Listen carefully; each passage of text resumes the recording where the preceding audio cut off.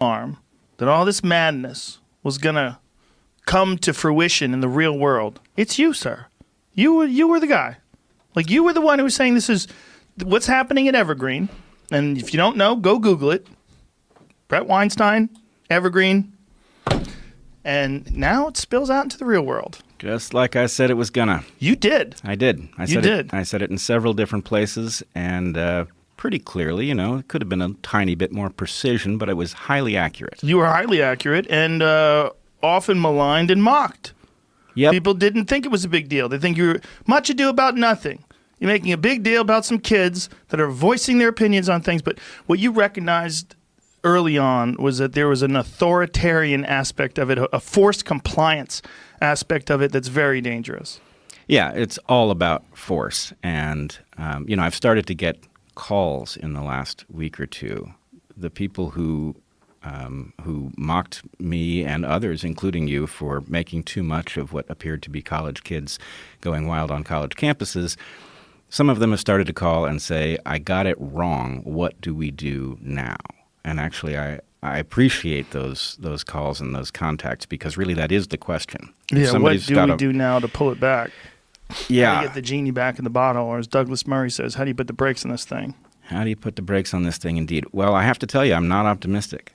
I think that this is actually the people who are catching up to the fact that Evergreen has now spilled over into the world have not caught up to the fact that this is unstoppable at this point with the current configuration. The absence of leadership is going to prevent us from doing what we should do, and that means that the next set of predictions are far more dire. What is your next set of predictions?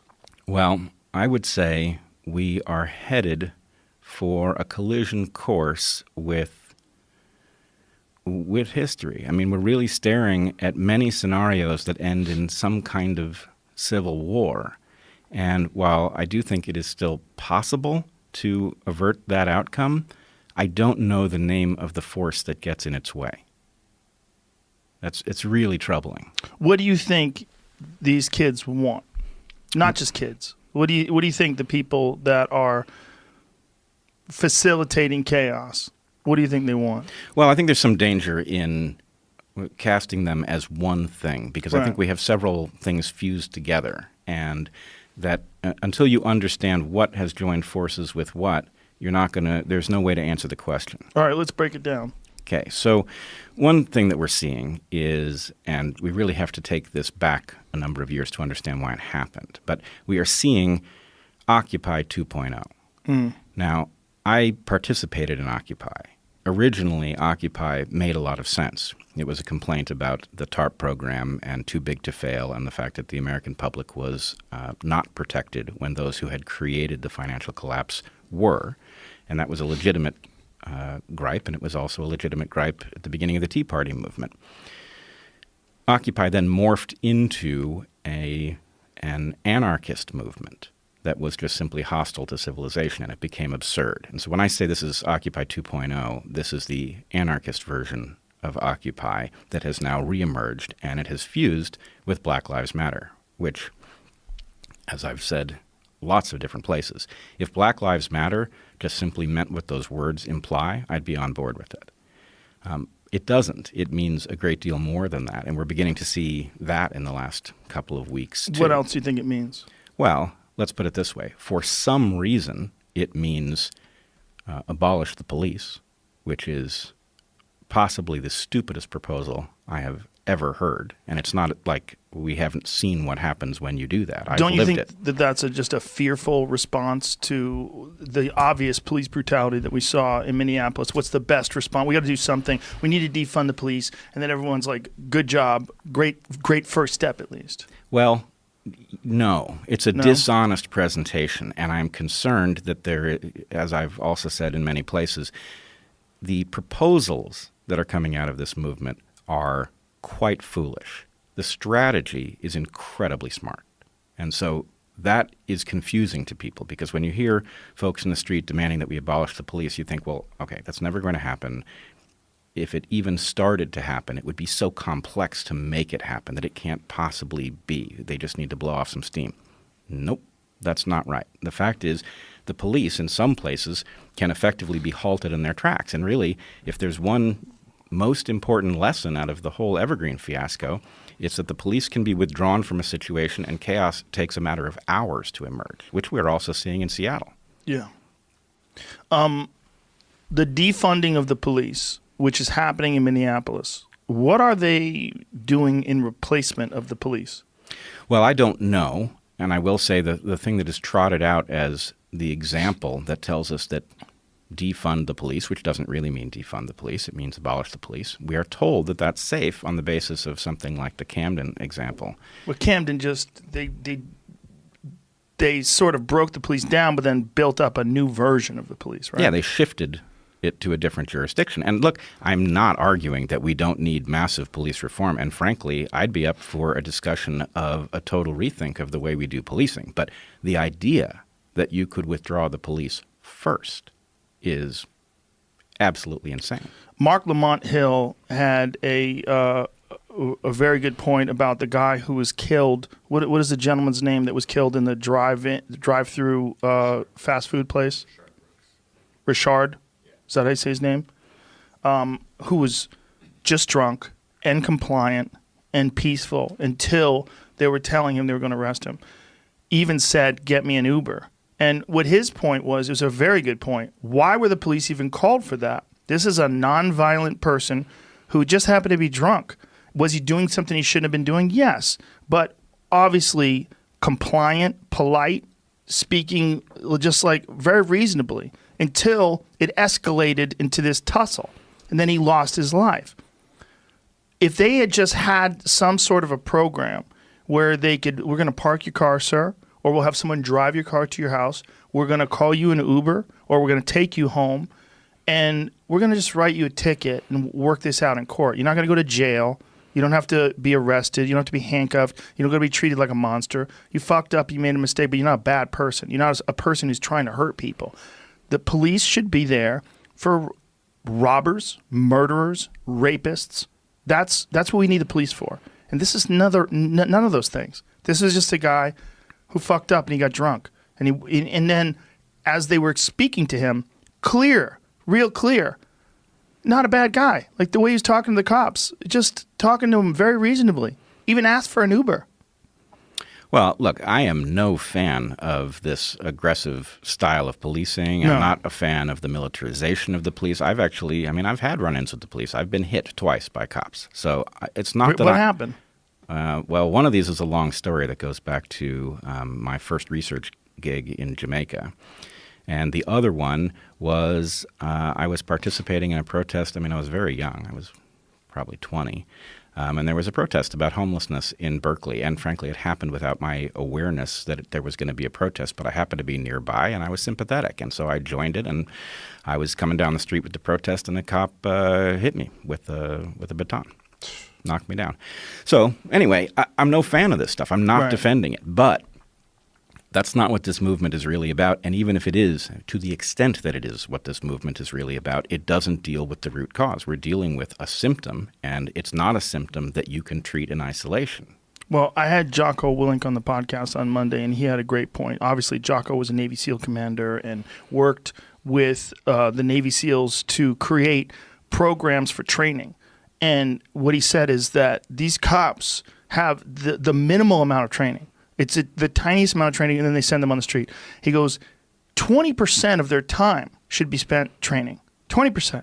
It should be de-escalation drills, simulation drills, educating them on how to communicate with people in various situations, educating them as how if one cop is in a confrontation with someone, the next cop should step in and say, let's just calm down. Mike, why don't you go deal with this over there, and I'm going to handle this. And sir, let's take this from scratch. Like let's work this out.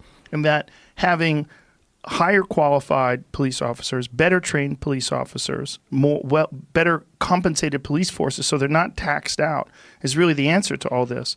And these people are, they're nobody wants to be a cop right now. So who's doing this, right? Who's the new generation from now out?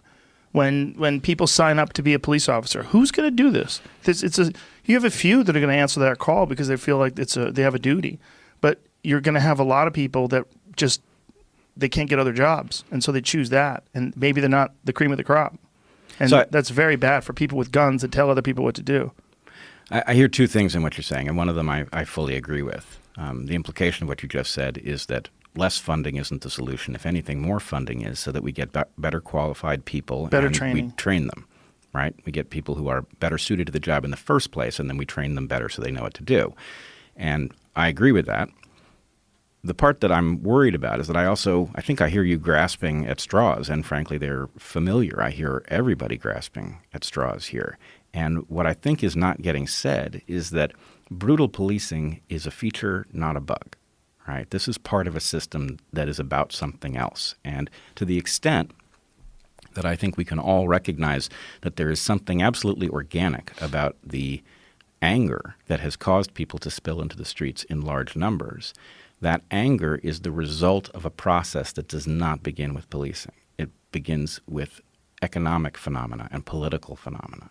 And one of the things that spooks me is this movement, in part because it is leaderless and I would argue rudderless. It is not correctly addressing the actual problem. It is lashing out at things that it can see. It's lashing out at anecdotes. But the only solution here, the only proper solution that actually saves the republic, is a solution that addresses the core problem. Economic despair, communities that are filled with crime and violence and gangs, and the people that come out of these communities with very little hope, and all the models that they operate under, what they model themselves on, is what they see around them, which is all this crime. And they don't have this sense that there's a very clear path out of this. Well, let's. I want to step back to something that will sound too remote to be useful, but I'm sure it isn't. I would claim that this actually goes back to a shift in the Democratic Party during the Clinton administration. During the Clinton administration, the Democratic Party effectively switched. It took up the Republican Party's business model, moving away from defending the interests of common people as its reason for gaining power. And that created a problem. So during the Clinton administration, we saw the end to aid with to families with dependent children. We saw NAFTA. We saw basically an abandonment of the core raison d'etre for the Democratic Party. Now, the Republican Party at that point was the party of business. But that doesn't really mean the party of business. What the Republican Party was the party of well-established large businesses, which frequently meant, as it was catering to their interests, that it was preventing small businesses from rising up that would threaten its constituents. Now, the Democrats took up this model. They went into influence peddling as well during the Clinton administration, and they became the party of other businesses. So now you have two parties that are basically dealing with competing business interests, vying for power. But what that does is it excludes the interests of regular folks. And so regular folks have been getting the shaft ever since. Nobody is representing their interests. They're getting wise to it, and they're feeling the effects on the street. They are feeling the system is rigged. It's rigged against them. It's not even evenly rigged against them. So, in black communities, there's a perception it's specifically rigged against us. And you know what? It is. But the way it is very subtle, right? It's not a matter of racism being ubiquitous, inside every white head. It's not like that. This has very little to do with modern racism. But what it has to do with is a property of our system. So, there's a cybernetic principle. The purpose of a system is what it does. It means that don't listen to what somebody says that the system is for. Look at what it accomplishes. That's what it's for. And our system basically has two things that it accomplishes. It basically keeps real change from happening. And the reason it keeps real change from happening is because people who are winning in the present system will continue to win if the system continues to do what it does, and they may lose if the system changes and starts doing something else. So it creates what I would argue is a kind of organic conservatism. Those with power don't want change because it threatens them. And the other thing that our system does is it reproduces present patterns of distribution into the future. And what that means is racism that has almost died out is still alive and well in a sense, because all you have to do is take people who are born into a neighborhood that is devoid of opportunity and continue that pattern. If no opportunity shows up, then people who were oppressed are now going to continue to be oppressed. And so it feels personal, but it isn't. It's just reproducing an existing pattern. And a lot of that emanates from these communities that have been disenfranchised and economically distraught from slavery. Like literally from that, where we're dealing with the echoes of slavery, and it doesn't get addressed. And when people do bring it up and they start talking about reparations, people roll their eyes and people go, oh, that was so long ago.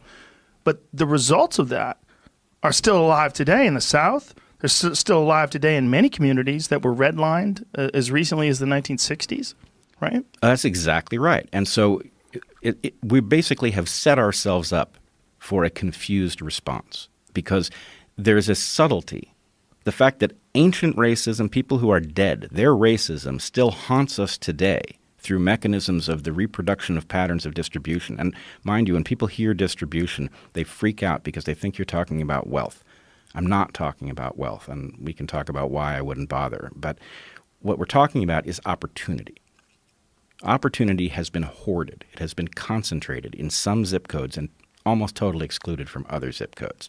And so you're right. The patterns of slavery moved into Jim Crow, and now they've moved into a phase where they are very subtly infused into our system. And so it is causing people to have the sense that there is an enemy and it is out to get me when it's not exactly an enemy that's out to get you.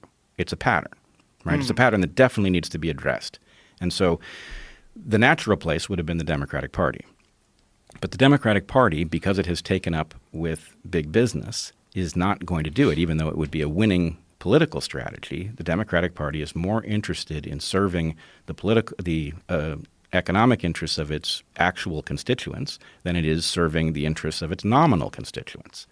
And so why are you seeing something that looks like a communist revolution beginning in the streets? For the natural reason, which is that people are feeling excluded from their share, and they are being excluded. But this revolution that is beginning in our streets is no more coherent or desirable than Maoism, and it's going to be brutal in the Maoist way, or possibly the way that it unfolded in the French Revolution, or maybe it'll be some unique version and it'll get its own name. But if we want the Republic to survive, we're going to have to prevent this from happening. And because it's a leaderless movement, who do you even talk to? Who do you reason with? Yeah, that's what's fascinating about it, right?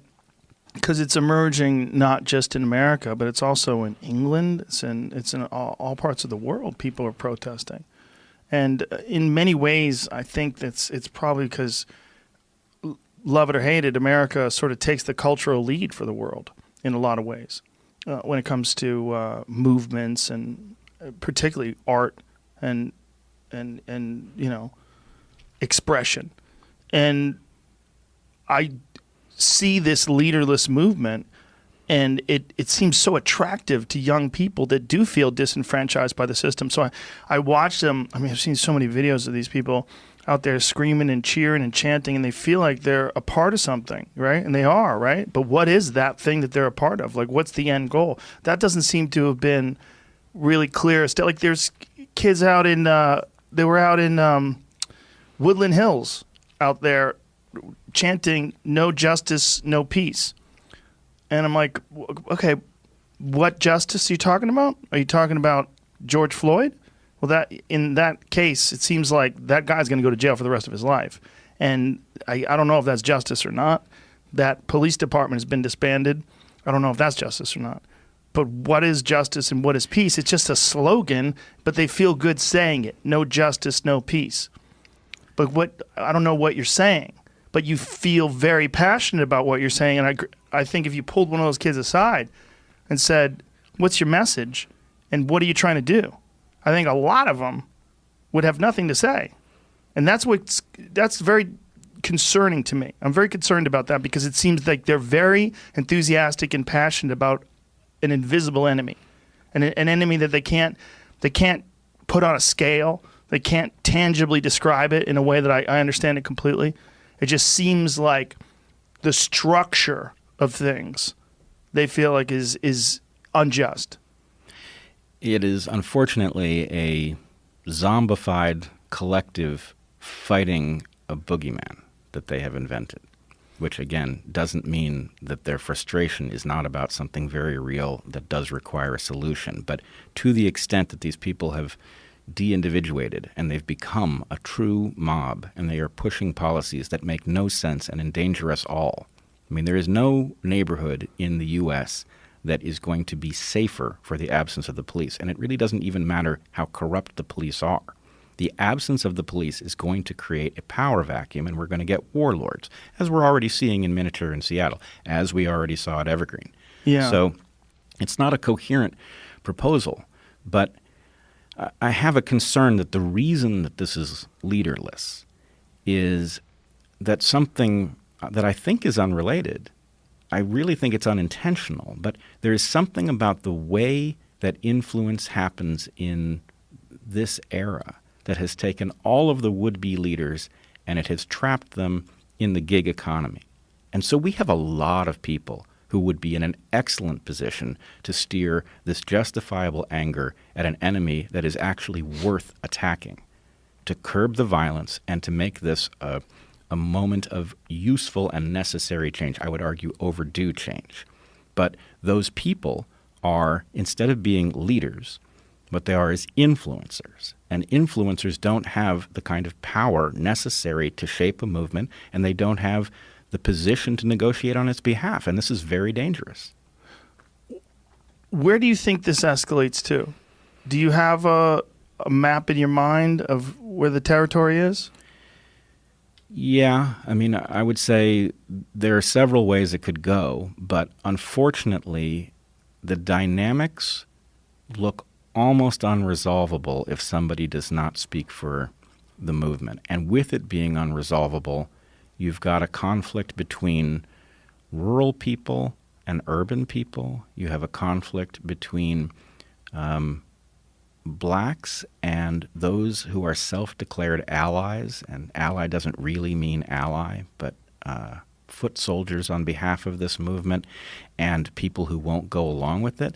And what I'm trying to raise people's awareness of right now is that there's something in us, being raised in the U.S., there's something in us that thinks that the great leap forward in China cannot happen here, that what happened in Cambodia cannot happen here, that Nazi Germany cannot happen here. Right. And, you know, the Soviet Union couldn't happen here. I don't know what characteristic it is that people think makes it impossible. I don't think it's impossible. I think if there is a characteristic that makes it unlikely, it is the structure. It is the Constitution, which I would argue is showing its age, but nonetheless the values that America aspires to, the reason that the world does pay attention to us and still, even with all of our brokenness, allows us to lead it. That reason is that the values that were described were honorable, even if we didn't meet them. But what we aspired to be was great, and I resent Trump's "Make America Great Again" because there are populations for whom it has simply never been great. Right? So I think that last A in MAGA is just a finger in the eye for people, and it was designed to be. But the structure, what it aspires to be is great, and heading in the direction in which it could be great for everybody is obviously the right thing to do. But what we are now doing, and the thing that troubles me most about this movement, is that if you listen to it closely, and I have listened to it very closely, it is explicitly about disassembling the very things that make the West marvelous, right? It is anti-science, right? It does not want policy based on science. In fact, How so? Well, I mean, you saw last week, presumably, that it got Nature, the journal Nature, Science Magazine, Caltech. It got all of these just absolutely top-level scientific institutions to broadcast the hashtag #ShutDownSTEM. What? Oh, yeah. No, I'm not aware of this at all. Oh, well, and this is another thing. we're losing our minds because, to me, the idea that you would be unaware of this is hard to imagine because It's it was just so too much going on. it was so thoroughly all over my feed, though. But I'm discovering this. There's stuff absent from my feed, too, that I should know about, and I'm finding the same thing. But here's the thing. Yep. I don't read my feed. Well, you don't read your Twitter feed, but you're plugged into enough people. You have enough conversations in this room. Things have to be like almost nuclear before I'm paying attention to them these days, just for my own personal sanity. Yeah. I've stepped away from almost all social media other than posting. Yeah, it's actually, if I can say something perfectly weird, I don't really aspire to great wealth. I never have. But there is part of me that wants to be wealthy enough that I can afford to ignore my feeds, right? Yeah. I can't now. I have to be plugged in. But anyway, the thing that's really concerning here, and I don't want this podcast to be all about concern. Here it is. Thousands of scientists go on strike to protest systemic racism in STEM. More than 5,000 scientists in 2 prominent scientific journals shut down operations and pledged to use the day to address racial inequalities in science. The strike follows 2 weeks of demonstrations spurred by the police killing of George Floyd, a black man who died after a white police officer. People on social media are spreading word about the strike with the hashtag #ShutDownAcademia, #ShutDownSTEM, and Strike for Black Lives. Shut down academia is terrifying. Shut down STEM is equally terrifying. But I mean, like, what takes its place? What do you expect? Well, if you shut down academia, like, what are they saying when they say systemic racism in STEM? What does it mean? It's representation in terms of what are they saying? So this is so sad because truly, if you really wanted to raise black people out of the quagmire, the economic quagmire they find themselves in, if you wanted to do it en masse, you would arm them with the most powerful tools, right? The most powerful tool, and the tool that is best positioned to address biases, especially subtle biases, is science. That's what the scientific method does. It's one reason for existing, is that it takes that which you think and allows you to see why it is wrong, right? It takes your biases and forces you to see what's wrong with them. That's what science is for. Now, the reason that this movement is attacking STEM has to do with the connection of this movement to critical theory. And critical theory didn't come from the sciences. The word theory is basically pilfered. Right? It's being used in a most ironic fashion. Critical theory is a narrative that's now becoming a religious movement, and it is anti-STEM on the basis that it claims that STEM itself, science itself, is racist inherently. What do they mean when they're saying critical theory? Yeah. What does that encompass? Well, my understanding is that critical theory was born as an honorable investigation of biases that exist inside of our court system, racial biases. And that it has now morphed into something that its originators don't recognize and don't respect. That it has become basically, I mean, you've had Jordan Peterson on your podcast many times, once with me. And, what he talks about with respect to these are cultural Marxists, and they are wielding this postmodern doctrine. What he's talking about is critical theory, right? Critical theory is basically a Trojan horse that exists in academic departments that are dedicated to its study. And what it does is it uninvents progress in other fields. And that's a very uninteresting process when it's hiding away in some corner of your university where you don't have to listen to it. But what has happened is it has now reached enough people that it has spilled out into public. And the nonsense that you hear about shutting down academia, shutting down STEM, abolishing the police, all of this is standard fare in those phony departments. When you say uninvents progress, yeah. What do you mean by that? Well, I mean that we have a system, and I'm as upset about what doesn't work about it as anybody, but we have a system that accomplishes a great deal. And this style of thought, that all of these departments that end in theory, that don't actually function by normal rules of logic or the scientific process. These things are an attack. They're like an autoimmune disease of the academic culture. And by and large, the scientific part of the academy keeps its head down, and it stays away from people who believe in this stuff, and it tries to do its work.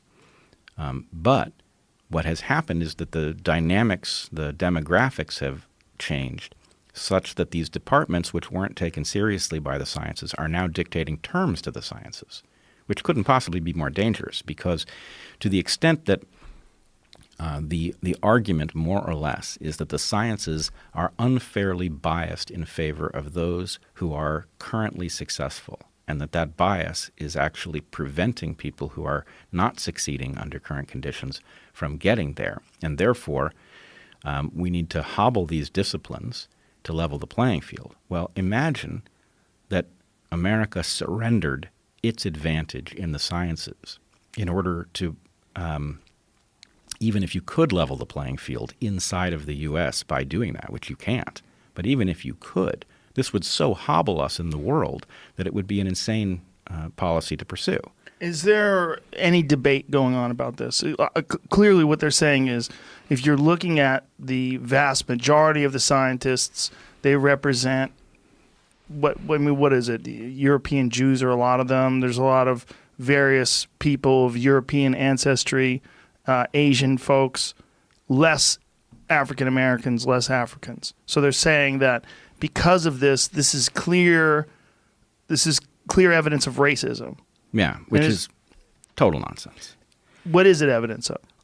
It's evidence of a number of things. And, I find myself in two places on a lot of these arguments. On the one hand, somehow I'm sitting here on your podcast defending academia, when on any normal day I would be telling you academia was so incredibly broken and science has been so incredibly corrupted by its contact with the market that we have to fix these things because that is in and of itself a threat, to the West.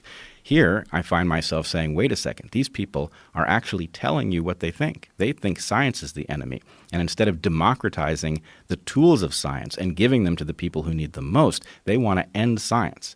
So the problems are several. Unfortunately, they're not tremendously interesting. They're sort of dry inside baseball stuff. But I think we have to cover them, though, just to sort of take the legs out from under this racism argument when it comes to representation. Sure.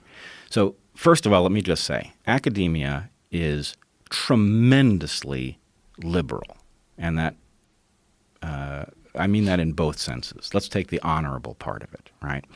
Inside of a university, there is every desire to bring people who do not look like the old white guys that have done so much of the past work in science. There is a desire to broaden, so it is not true that privately scientists are harboring racist views and talking about them and then, behaving themselves when they're around people who are of a different color. It's not like that, okay? There is a desire to have those people show up and get the job because, for one thing, it takes the pressure off. To the extent that departments don't look like the demographics of the country in which these departments are housed, that raises questions. And so there's a desire to bring in anybody who makes it clear that that's not going on. However, let's say that you were black and you grew up in a neighborhood where the odds were stacked against you, and you made it. Let's say that you had people who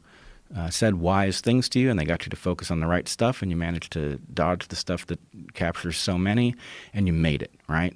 Let's say you got into Harvard, you got a really good quality degree in a proper science. Well, what are you going to do with it? You're going to go into academia?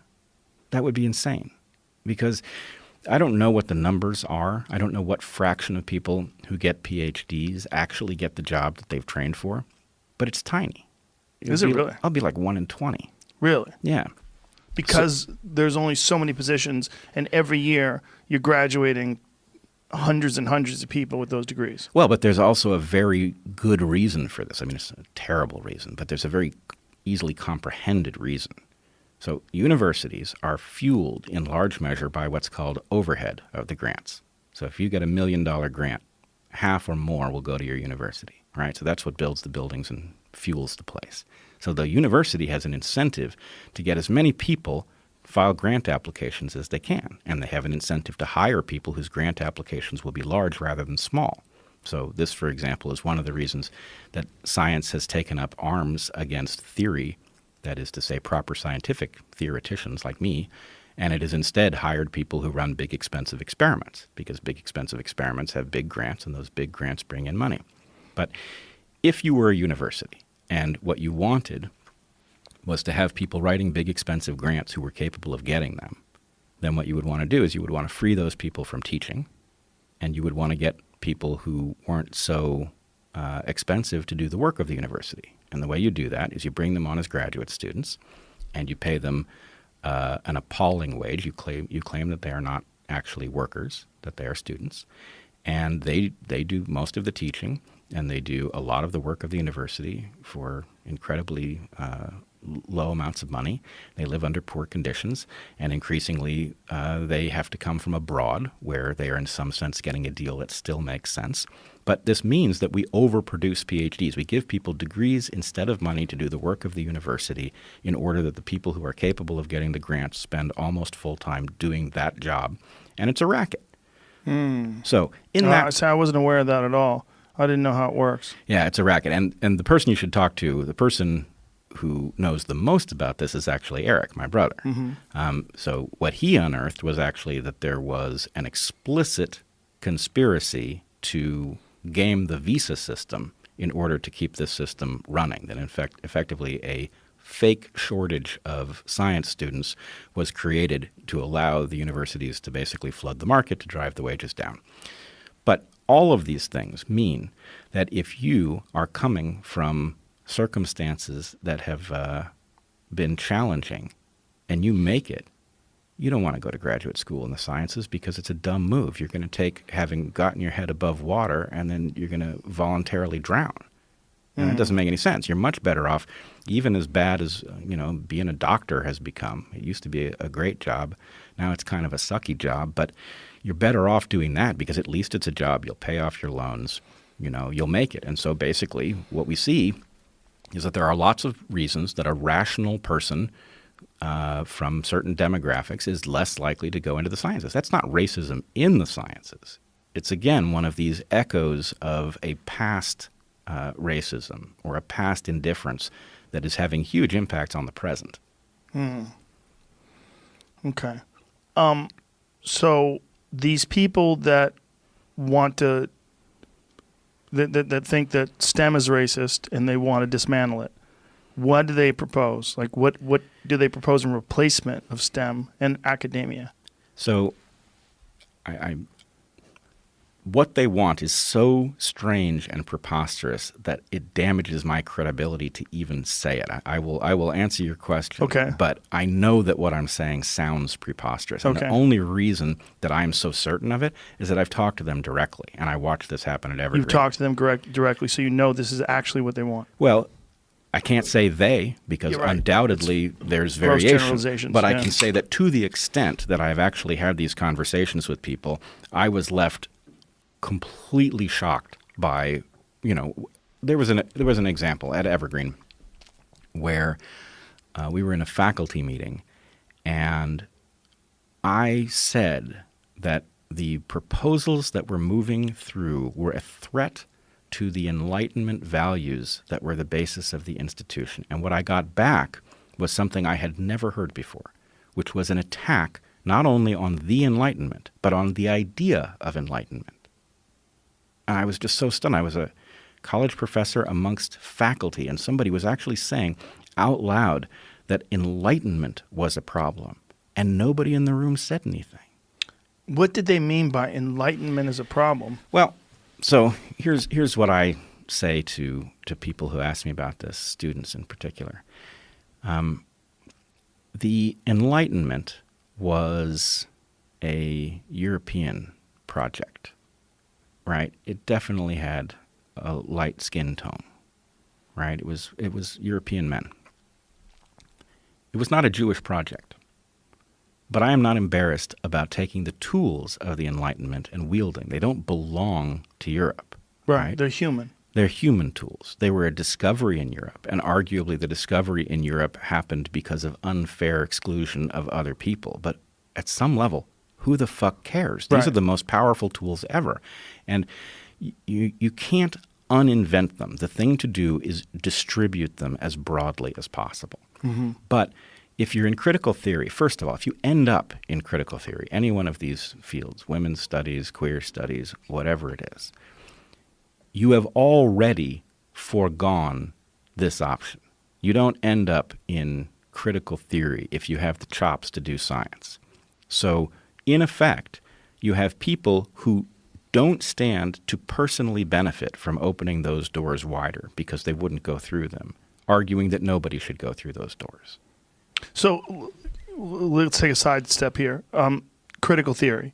When you're talking about gender studies or queer studies, why do you think those are not valid avenues for people to pursue? Well, because the method is non-existent. If you were to do these things properly, you would study them with the tools of STEM, right? But we know that's not what goes on inside of these departments, and we also know that the product doesn't add up from the point of view of science. You can't take the claim, for example, that if a man decides that he is a woman, then he is a woman. That's not a valid claim. It just doesn't stand up. And you can't claim that sex is a spectrum either. That claim doesn't stand up. These are empty. And we could have a discussion about what we are to do in light of the part of gender that is flexible. But we're not having that conversation because we've got an ultimatum on the table.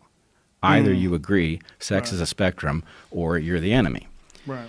So all I would say is just empirically this is what happens. Now I will also say one of the most telling incidents that happened during the Evergreen riots is now finally it's been covered by PBS. I've talked about it on my podcast. A student of Heather and mine, an excellent student, one of the best ones we ever had, is a young woman named Odette.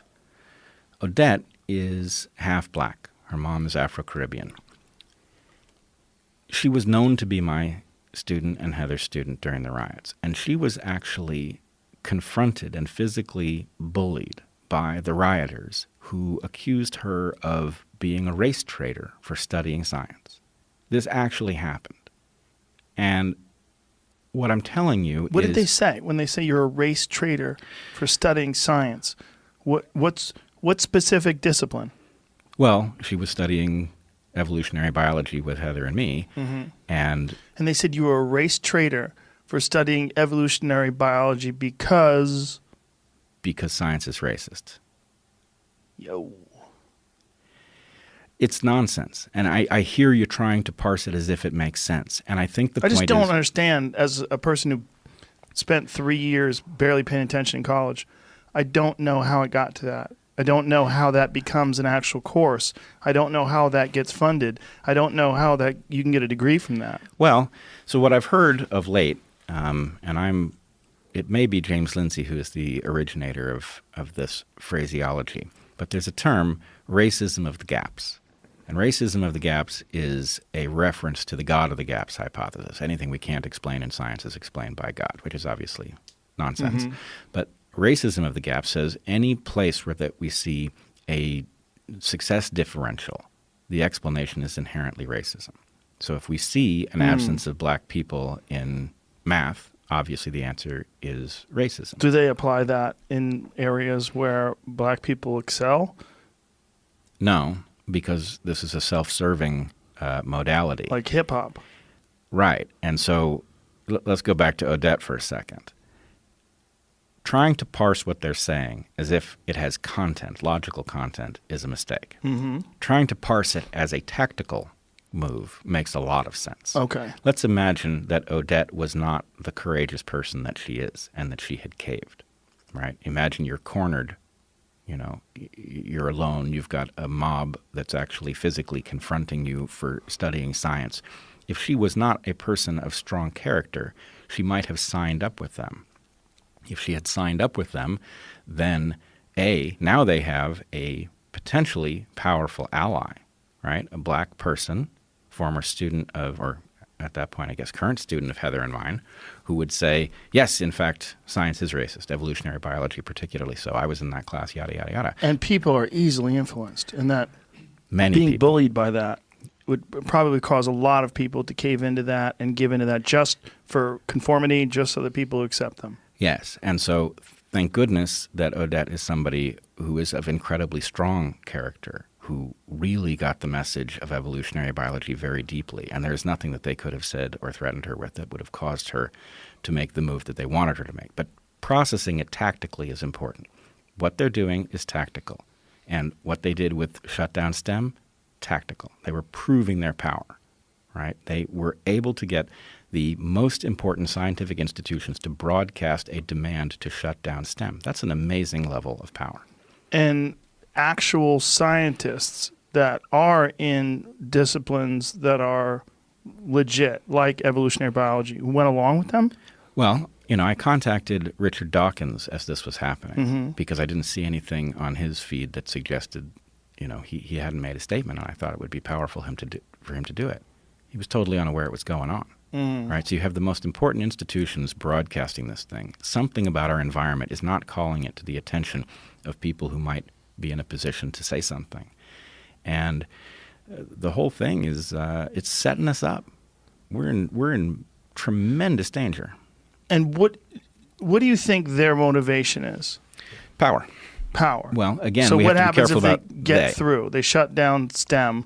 Then what do? How do are they thinking this far ahead? They're not playing this long game. Okay. I would tell people who aren't aware of me and what I think and believe that I am very progressive.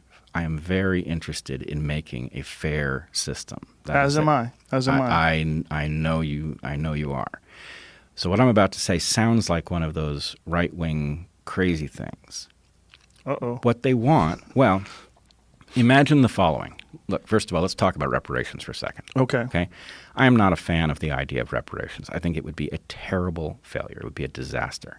But I do believe that something of very substantial magnitude is justified. I just don't think reparations is the answer. I completely agree. Okay. I think reform in terms of communities. I think spending massive amounts of money to rebuild communities and give people hope. Yes.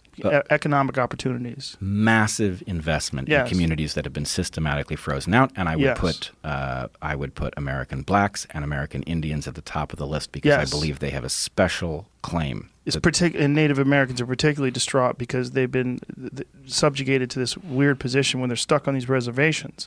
So we'll come back to this in a second maybe, but I think that there's something very special that happened with blacks and with Indians. Yes. And it's not exactly alike, but it has to do with their different origin stories, that these two populations have both suffered a parallel, I don't even know what to call it, an obstacle that makes them unlike other Americans. Yes. So, not in favor of reparations, but I would be in favor of something that did the job that reparations are imagined to do. Okay. What this movement is an attempt to create a slant in every single interaction that does the job of reparations. It's reparations 24 hours a day, 7 days a week, in every room, in every institution, in every context. Right? Now, that will be the uninvention of America. It is, in some weird sense, a mirror for the America that blacks and Indians have faced. They have faced an America in which everything was slanted against them. It has grown less so. But again, we have the echoes of that deeply slanted America that are broadcast into the present at a high level of intensity. But you cannot do reparations inside of every institution, every hour, every discussion. That is not a plausible plan. Even people who support the idea of monetary reparations as a solution, if they understood the dynamics of trying to infuse it into every interaction, there is no way it could possibly work. And it invalidates all of the most important principles on which America runs. So we are really talking about uninventing America and substituting a reparations program for it, which it just couldn't possibly be a bigger hazard. And think for a second, if you're trying to imagine what the hell I'm talking about. Mm-hmm. Imagine the courts, right? Now, there is a problem. There's a process called jury nullification. And Eric has pointed out that jury nullification is a huge hazard in an era where people are saying as much nonsense about who's guilty and who's innocent and what it has to do with race as we have, because effectively you can instantly create a situation in which the law doesn't apply to certain folks because of the color of their skin, right? That would be an advantage. You could argue that it was compensatory for years of being on the other end of that deal, but it cannot be made to function. But the other thing is also possible, right? You can not only have the law not apply to people on the basis that they have a skin color that suggests they've had a raw deal, but you can also make the law apply to people because of their skin color. We can have show trials, right? I was effectively exposed to the equivalent of a show trial at Evergreen, right? I was convicted of racism, and it happened for various reasons.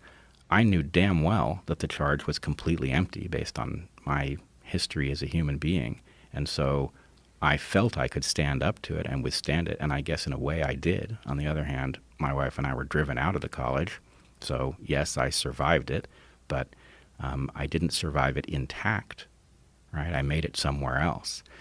But that show trial mentality, I mean, it would be a perfect fit for the Maoist part of this movement's ethos. I mean, we're already seeing struggle sessions, people being forced to admit things that aren't true, right? Do you think part of the influence of this is that we, particularly white Americans, realize that there's a significant difference. There's a significant disparity between opportunity that people in these disenfranchised communities of color have versus us. There's a difference. And so when someone from these critical theory disciplines, should I even say discipline? Lack of discipline. When they promote this, people that are in recognition that there is a problem in this country, that there is a situation in this country, and to voice any sort of disagreement with this movement that seems to represent the idea that there is a problem, you become a part of racism. So in order to stand out as not being racist, you are literally abandoning the ideas of science.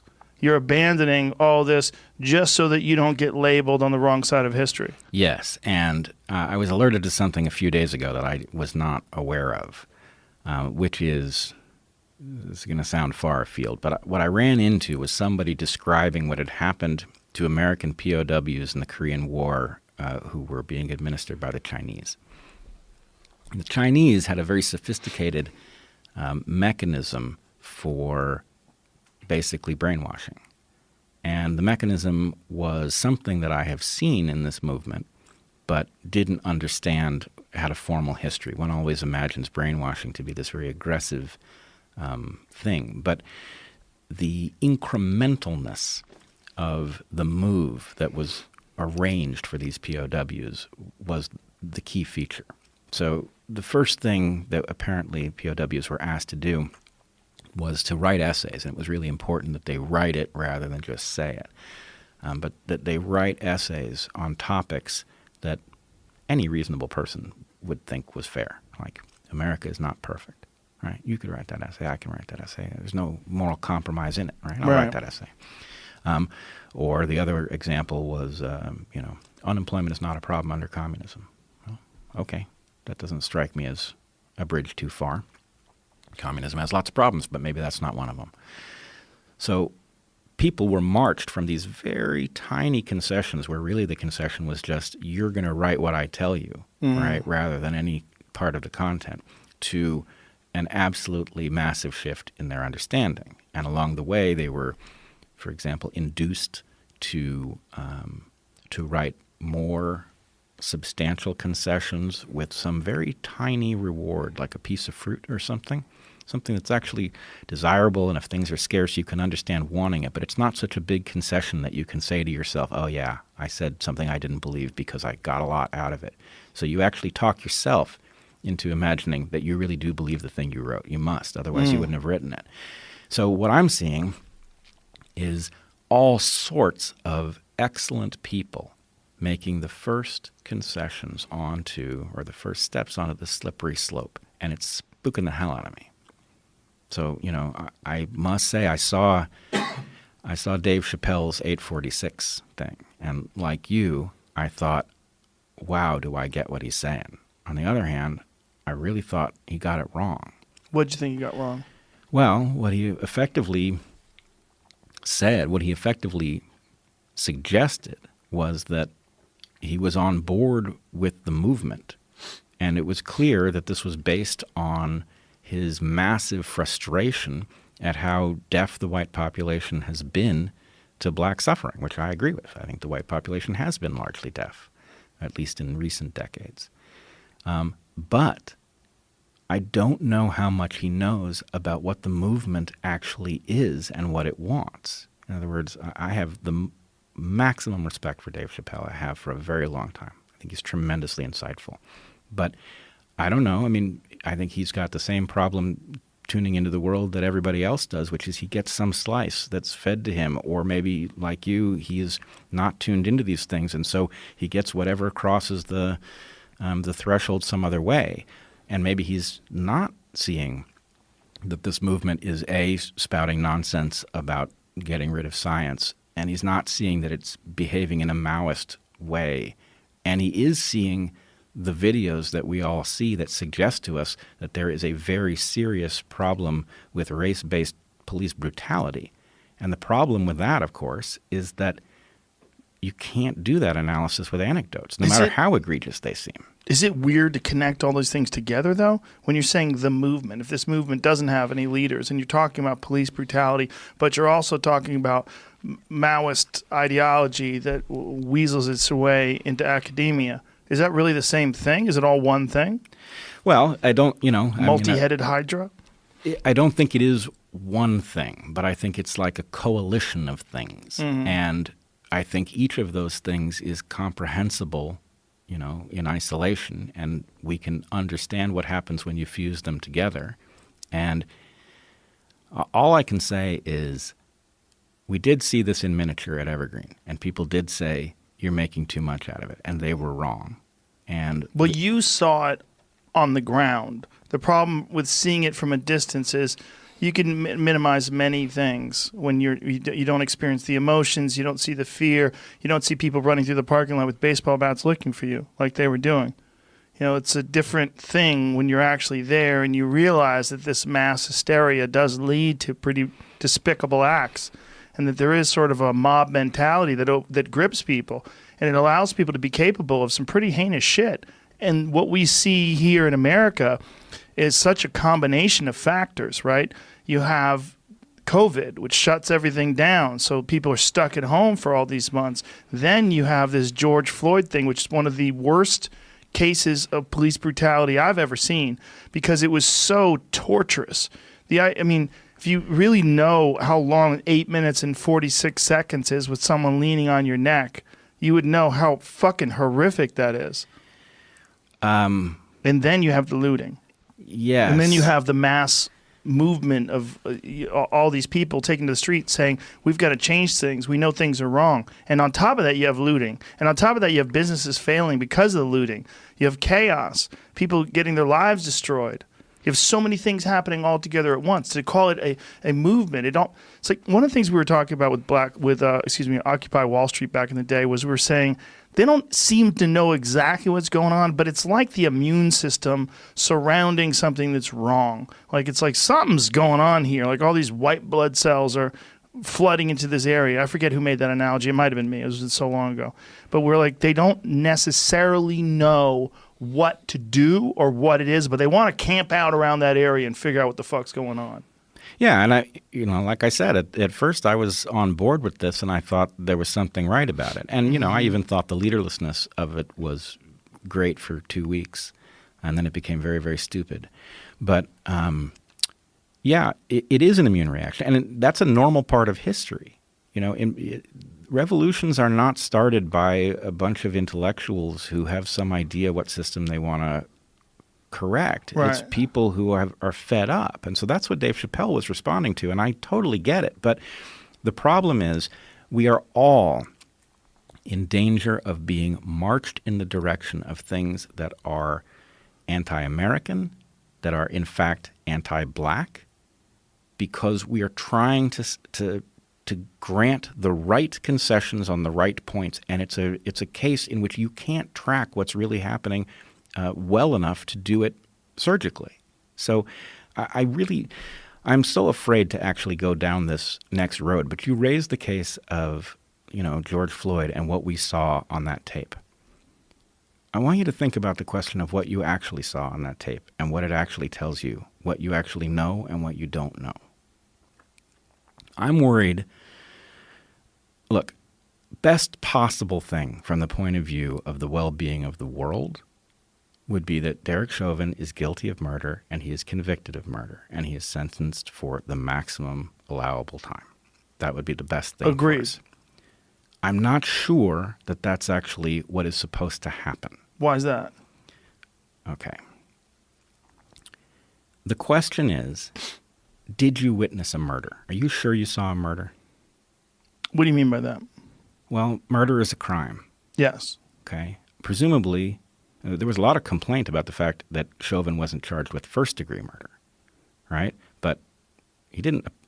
What story would make it sensible that he wanted to kill George Floyd, that was his purpose? Well, do you know that he knew him?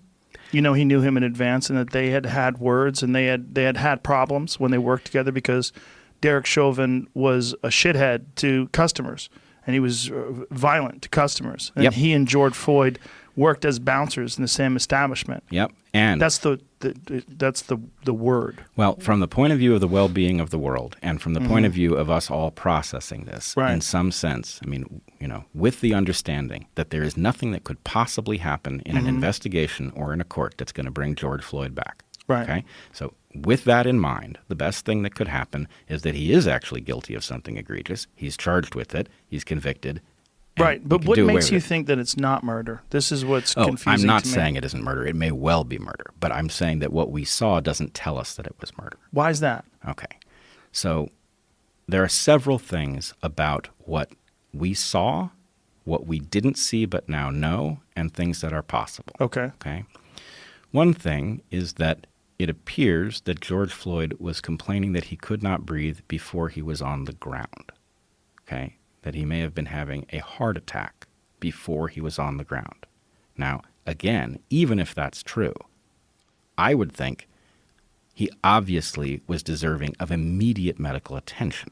And so I am not arguing that it would not be criminal if he was dying of a heart attack, and that's ultimately what killed him. But what I'm saying is that were it the case that he was having a heart attack, he had apparently methamphetamine and fentanyl in his system at the time, were it the case that he was having a heart attack. But when you say in his system, was it just because he tested positive for it, or was it active in his system? Was it something that he had taken fairly recently, but the effects of it were no longer active? I'm not an expert, and maybe I misunderstood what I read, but I thought that these things were recently in his system rather than just detected at trace I levels. don't know. I don't know either. So let's leave it. So Okay. again, I am not rooting I understand what you're for saying. him to be. The reason why I bring that up is coming from someone who works very closely with the UFC and USADA. One of the things that I'm finding out is that their methods of detection now are insanely sensitive, and you can detect incredibly small, non-psychoactive amounts months and months and months after use. Okay, well then it's obviously not relevant.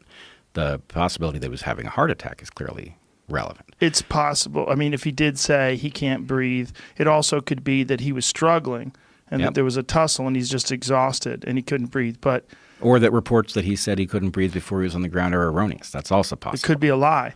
When you look at what that man did, when you look at what Derek did to George Floyd with his knee on that man's neck, I could 100% kill a man that way. Well, okay. So here's the problem, okay? Apparently, that technique is a technique that is authorized by the police department in question under some circumstances. And apparently, those circumstances were present. In other words, it may be that the policy of the Minneapolis Police Department Needs to radically change. No, it may be that the policy killed George Floyd. Because through the Derek policy Chauvin. allowed him to do that? Yeah, well, maybe it even required him to do it. I don't know. But the guy wasn't resisting. That's the problem. When he's on the ground, he's just got his knee on the guy's neck. Did you watch the whole video? I did watch the whole video. There's another problem with the way he did it. There's a drain there. You see that cement drain? And his neck is laying on the edge of the cement drain. That it's like a bone. When you choke man, you don't use the meaty part of your body. You use the bone. And that's essentially that divot, that drain is laying right where his neck is. I don't know if he placed him there on purpose. Yeah. But I wouldn't doubt it. Well, I'm not saying Derek Chauvin didn't kill George Floyd. I'm not saying it wasn't racially motivated. I am not saying that this wasn't murder in the first degree based on prior interactions. I'm not saying any of that. What I'm saying is that we don't know in the public, based on what we have seen, we don't know this to have been murder, because if this was Derek Chauvin being a dick and using the policy of the police department and being indifferent to its effect, then that is for a court to decide whether or not it is murder. In other words, if he was doing the policy as the policy is laid out based on the criteria that would trigger the policy. Have you read any of this? What do you about mean? The policies? I've read a bit. What have you read? What did it say? It said, I'm going to struggle for the words that the acronym stands for. There is a situation called EXDS. Extreme, boy, I don't have it. Maybe Jamie can find it. Okay. But again, the real point here is not that he is innocent. I don't believe him to be innocent. My real point is that we are all acting as if we have seen with our own eyes something that is unambiguously murder.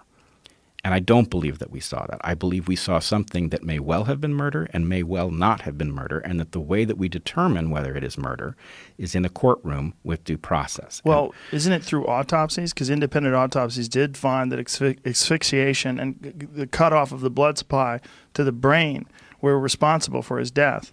Now, there was a police department autopsy that was refuted by two individual independent examiners. You know what you need? What? You need a court. You need a court to examine the evidence. You need a court to examine the evidence, and you need it to be done in front of a jury that is free to decide either way. And here's what I'm really concerned about. Because we all think we saw a murder, right? We think it's unambiguous. We think it's open and shut. Right. The entire case is going to unfold in that context, right? And if he is exonerated, we are going to assume that this is a miscarriage of justice. Yes. Right? Which means, put yourself in the position of a member of the jury. If you don't think this was murder, you may well be the person who stands in the way of a judgment and causes who knows what to erupt.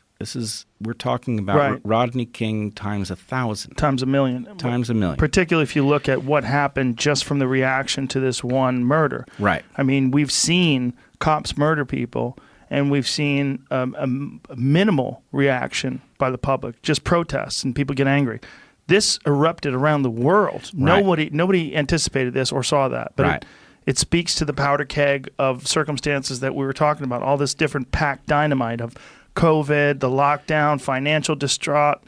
But can we agree that it could be that his being found not guilty would set in motion events that could be right up through civil war? Catastrophic. Yeah. So if that is the case, what I believe is likely to happen is that he's likely to be convicted irrespective of the evidence. He's going to be sacrificed. Right? And you agree that that might be for the best of everybody? Well, what I want to point out is that we don't behave that way. We don't behave that way. The center of what we are as Americans is a country in which you are entitled to due process in a court of law, that your guilt has to be proven beyond a reasonable doubt. And if we are going to start sacrificing people because there is a mob in the street threatening to turn the place upside down, then I mean, you know what that is, right? That's the uninvention of America. And, you know, you can't use the term lynching for it because of the racial connotations of that term. But if we are talking about sacrificing individuals because a mob has decided that they are guilty, then we aren't America anymore. I think when you look at the spectrum of probability, if you had a pie of is he guilty of murder? Did he murder him by leaning on his neck for 8 minutes and 46 seconds, or did he not? I would say did he not is so small, you would have to have a fucking magnifying glass to look at it.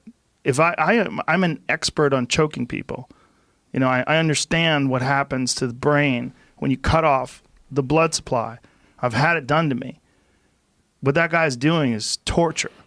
And I think I know I could kill a man that way. I know I could. Yeah. If I decided to lean on someone's neck for 8 minutes and 46 seconds with all my weight, that's a dead person. There's no way you're going to survive. All right. If your neck, one side of your neck is on the concrete and the other side is 200 pounds of my body all focused on my knee, and I'm balancing my weight on your neck, you're a dead man. Okay. So... but that's what we saw, well, right? I know what you're saying, that maybe he also had a heart attack. But the idea that those two are not related seems to me to be outside of the realm of possibility. So I want to make a trade with you. Okay. Okay. I absolutely hope that you're right. Okay. I hope this is clear. But in exchange for that, I want the agreement that the American thing to do is to convict him by the evidence in a court of law. And if the evidence is not sufficiently compelling, that's not what's supposed to happen. That would be un-American for that to be the way he was convicted. I agree. And we are convicting him in the court of public opinion, but we're doing it based on a video of a man putting all his weight on this guy's neck for 8 minutes and 40. I mean, when you roll in jiu-jitsu class, generally a roll is between 5 minutes, maybe 10 minutes or something like that. And the idea of a man being on my neck the entire time is fucking terrifying. Oh, I believe I saw a tremendous miscarriage of justice. What I don't know, and what I don't think any of us understand, is what is the policy? Did he exceed the policy? Did he enact the policy? I just can't imagine any cop would think that was the way to do it. It's one thing if someone is resisting arrest and they're very dangerous and you're handcuffing them and you put your knee on their neck to hold them down in place. And I think that is a valid move. If you've a guy and he's got a gun or he's wired on PCP and he's very strong and there's a bunch of you trying to hold on to the guy and someone leans on his neck, I'm all for that. But then when you're done, when you got him cuffed, let him go. He's not a threat. That guy wasn't even moving. He was just begging for his life. I wanted George Floyd to be taken to a hospital. It seems clear to me that he needed to be taken to a hospital. But I don't know. Okay, here we got it here. Best Jamie. I could find, I think.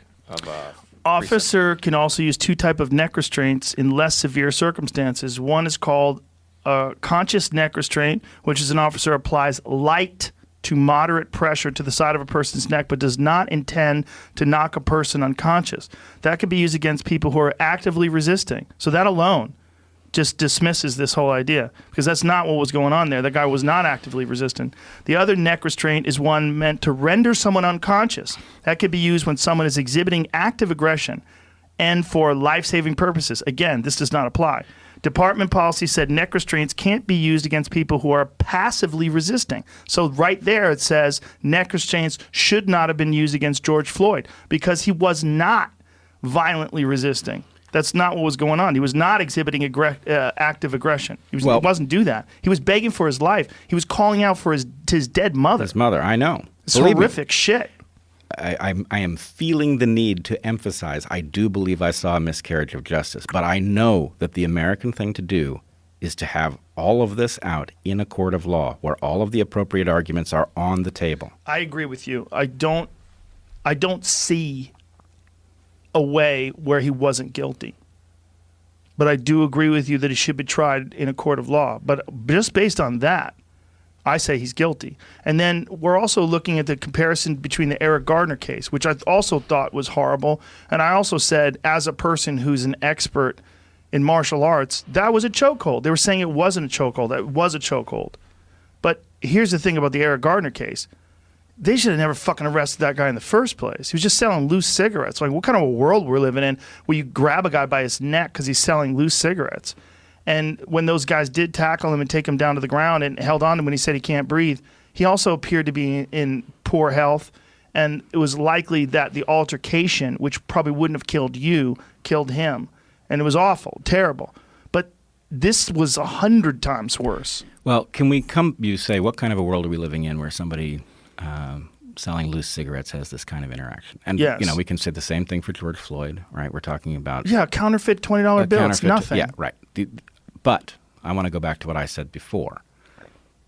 Police brutality is a feature, not a bug. Yes, I agree with you. So what I mean by that is if you are going to freeze people out of their share of the well-being that is generated by society, you are going to have to keep them from revolting.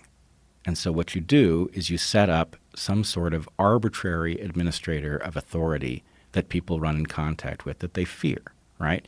You set up some force that disincentivizes misbehavior. And that force isn't just the police. It's obviously the prison system as well. Here's where I'd argue with you about that. Okay. That only applies if you only see that force exhibited towards poor people in disenfranchised communities, but you don't.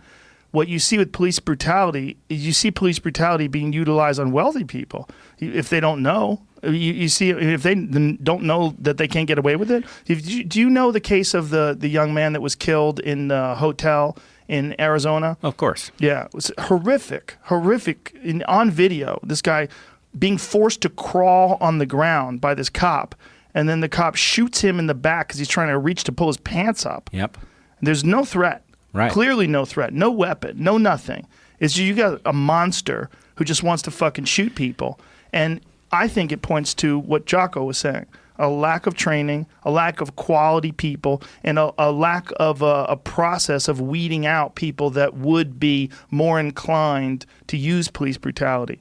And that process, I think, should be similar to BUDS, like what Navy SEALs have to go through or Rangers have to go through. And it should be something that weeds out people of weak character. So the police should be something that's a very difficult job to get, where you only get the cream of the crop of human beings, of character, of emotional stability, people that would not do something like that, who would recognize that man on the ground as being a father and a husband and a human being who's a part of our community. And you don't gun him down just because you're a fucking piece of shit. And that's what that guy did. Well, look, so it's not just a bug that's designed to keep people of disenfranchised communities from speaking out and demanding their fair share.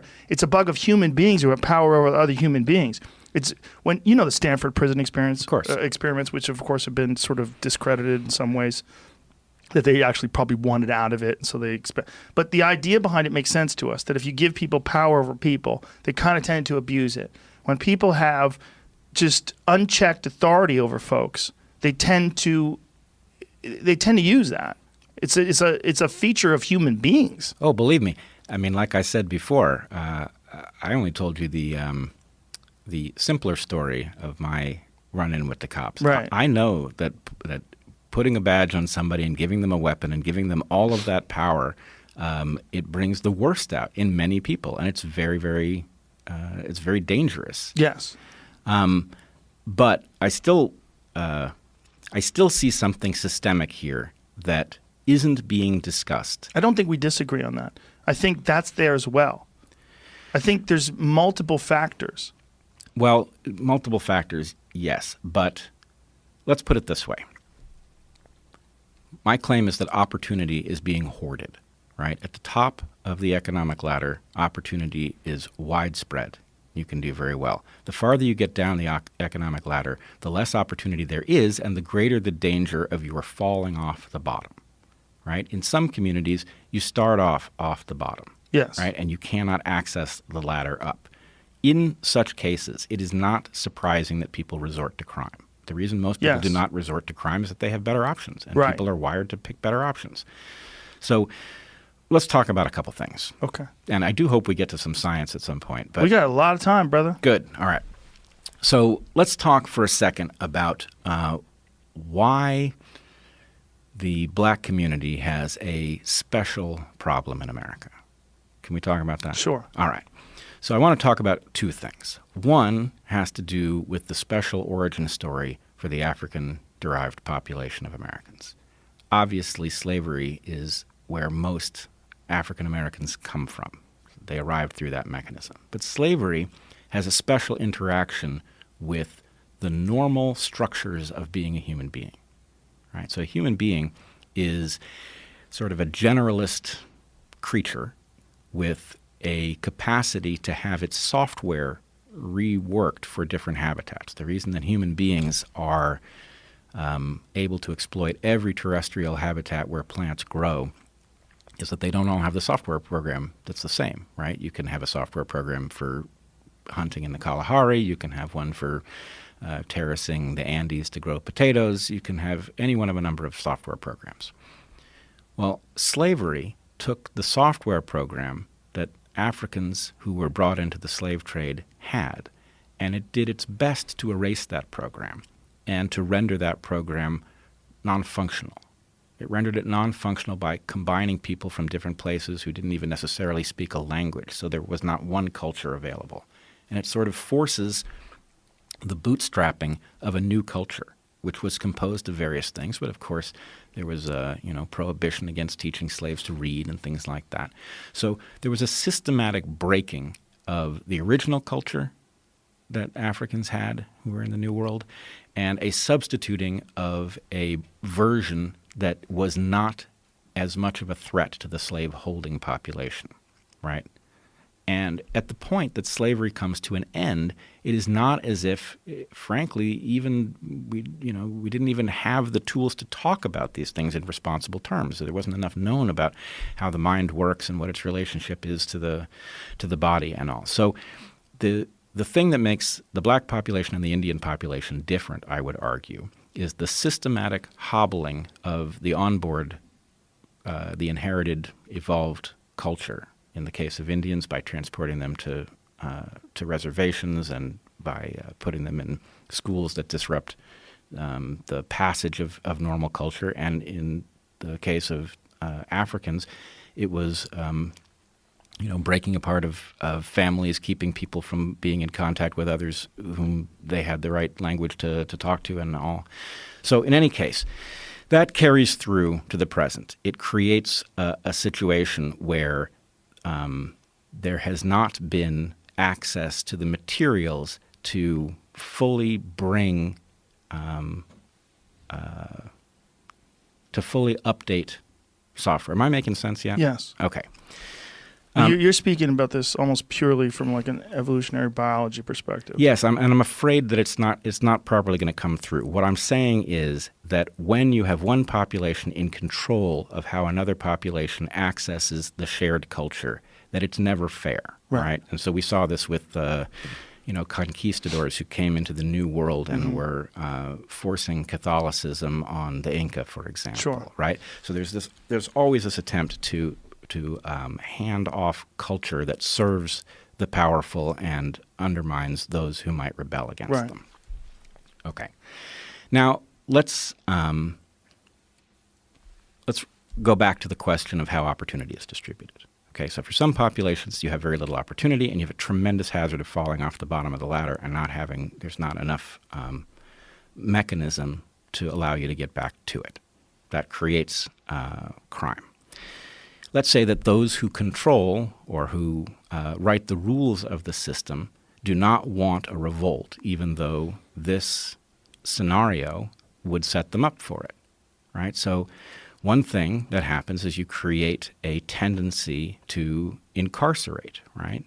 You have rules that free certain people out of opportunity, and then you have a system that is capable of incarcerating massive numbers of them. And we incarcerate a much larger fraction of our population than any comparable nation, right? And a very disproportionate fraction of people in that system are black. So here's the part that I don't hear discussed. When you take men out of a population, it has a very predictable effect. You take men out of a population, it undercuts the bargaining position of women in mating and dating. Right? So if you take men out of the population, it means that those men who are still present in that population are in very high demand. Right? Now, men being men, if they're in high sexual demand, it is hard to get them to settle down. Right? A man who has lots of options is much harder to persuade to become monogamous and participate in traditional family raising. Okay?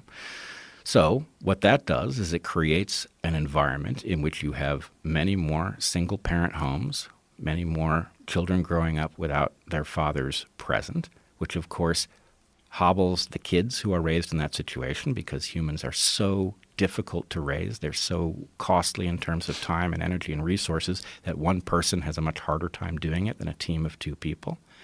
And this sets in motion all of the things for which white society imagines that there's some cause inside of being black, when in fact it's a demographic process that unfolds very naturally if you remove a disproportionate number of men from a population and undermine women's bargaining position. Is that making sense? Absolutely. Okay, so why are we not having that discussion, and why are we instead talking about shutting down STEM? STEM is exactly what you need in order to understand how that process works and to figure out what you would have to do to fix it. Well, I think those things are, in many people's eyes, so distantly connected. You know, what they look at the economic disparity and the crime and the gang problem and the prison problem and the incarceration problem, and they look at that, and then they look at STEM as being a completely different thing. It's like what your connection and what you're saying about the fact that the hobbling of these communities is so systemic. It's so a part of how they're established and set up, and it's repeating itself over and over and over again, generation after generation. You know, that in many people's eyes, it doesn't seem related. It doesn't seem related, exactly, and this is why you need those Enlightenment values and the tools that arise out of them. Right, you need to be able to look at it scientifically. Right, if this is causal, you have to go dispassionate in order to make a compassionate policy. They can't be taboo subjects that can't be breached by white people because of your privilege. Right. So what I'm watching is a train wreck in which we have a movement that is unhooking exactly the tools necessary to see what really is going on. Right. Right? There really is a problem. And what this movement is doing is it is advancing a phony explanation, bad policy, and then on the other side, everybody who's not going along with this, you know, or a vast majority of those who are not going along are thinking, okay, those people are just crazy. Right. They're complaining about something that doesn't exist. This is nonsense. It's chaos, and it has to be shut down. And so anyway, the truth is neither of those things. The movement is advancing wrong ideas, but the energy that fuels the movement is about real, legitimate complaints. Yeah. And the people who are against the movement because they don't buy what's being said or don't understand the actual unfairness in our system are being emboldened by this. They're not being woken up to it. They're being deafened to the fact that there's actually a problem that needs solving, and they're thinking the whole thing was phony to begin with. Right. So that looks to me like kind of worst possible. Like we're setting ourselves up not to be able to solve this, and if we don't solve it, we are headed to chaos one way or another. Even if this dies down, it'll be back. Yeah. I feel that always when I hear people discuss jobs, like when I hear presidential candidates discuss jobs and unemployment and, you know, and boosting up the economy, and like when Trump discusses the fact that, you know, when the economy was doing well before COVID, that there was black unemployment was at an all-time low, and that, you know, all these great things were happening. It's like you're not addressing the foundation. You're only addressing like the windows of a house. We keep the windows shut and this house is solid. But if the foundation is rotten because of termites and you're just ignoring it, and you just keep stacking boards up to level it out when one side sinks because the rotten wood gives way, you're not fixing that. These are temporary patches. The real issue is very clear. One of the ways I've looked at it is, and this is a very simplistic way that I sort of say, if you really wanted to help America, if you're really patriotic, what's the best way to help America? Well, you'd want less losers. How do you get less losers? You find the spots where the people have an unfair shot, and you fix that. You fix those spots, whether it's the south side of Chicago, whether it's Baltimore. You find these disenfranchised areas, and you fix them. That's the only way.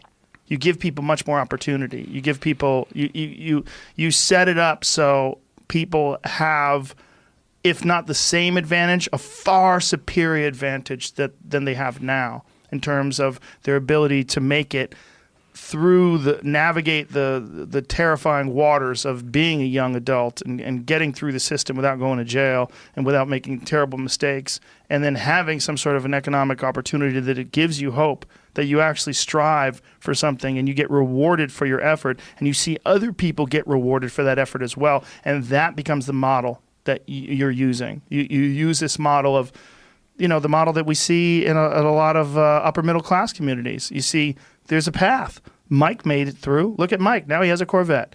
Tom made it through. Look at that nice house. And you see that and you just emulate that. Whereas in these communities that have been established, they've had this problem for decade after decade, and nothing's been done about it. And so they hear all this talk from politicians about black unemployment and this and that, but meanwhile the fucking neighborhood is exactly the same. No one's done anything to fix it. No one's done anything to and I think it's a tremendous problem in terms of like what effort needs to be done to fix it. And I'm a moron. I'm not the guy to fix it. I don't understand how it could be done. I don't know, but I do understand that there's not work being put into doing it, other than through the people in the community and community activists and some people that have that are philanthropists that have tried to figure out a way to do their best to put a dent in it. It's never been addressed on a national level. It's not addressed like no president has ever made an address, even Obama, where they've sat down and said, here's the areas of this country where it's really hard to make it, and this is what we're going to do to fix that. Yeah, I agree, but I still don't think you're at the root. What's the root? The root is a system that is so politically corrupt that it is not even interested in doing what it needs to do. It is interested in doing the bare minimum that it can do that prevents revolt. And now it's screwed up. Now it's got revolt on its hands. But if you actually wanted to solve this problem, you have to solve it at the causal level, right? You can't have a system in which people are choosing between candidates from two corrupt parties, both of which are hell-bent on stealing well-being from them and transferring it to their actual constituents. I agree. So yeah, that's a problem as well. I don't think it's a problem as well. I mean, imagine for a second, right? How did we get here? It's 2020. We are facing a global pandemic, which incidentally I do want to talk to you about. Okay. We are facing a global pandemic. We are facing rioting in the streets, a movement that's showing signs of a Maoist challenge to the most fundamental aspects of the West, right? And we're going to have to choose between Donald Trump and Joe Biden? What? Like, neither one of these people is capable of or inclined towards the kind of leadership that you have just described we would need. Agree. And we're going to have to choose between Donald Trump and Joe Biden? What? Like, neither one of these people is capable of or inclined towards the kind of leadership that you have just described we would need. Agreed. So that means at the very least, if we do not divert our course, right, if November comes and we are choosing between those two, then that means we're putting off any solution at least 4 years, because the president would be essential to changing our course. Right? And this is just built into these parties now, right? Obama, I can't figure out why it's the case. I really like Obama personally. He seems like the right guy to me, but his administration at a policy level was indistinguishable from Bush. In some ways, it was worse.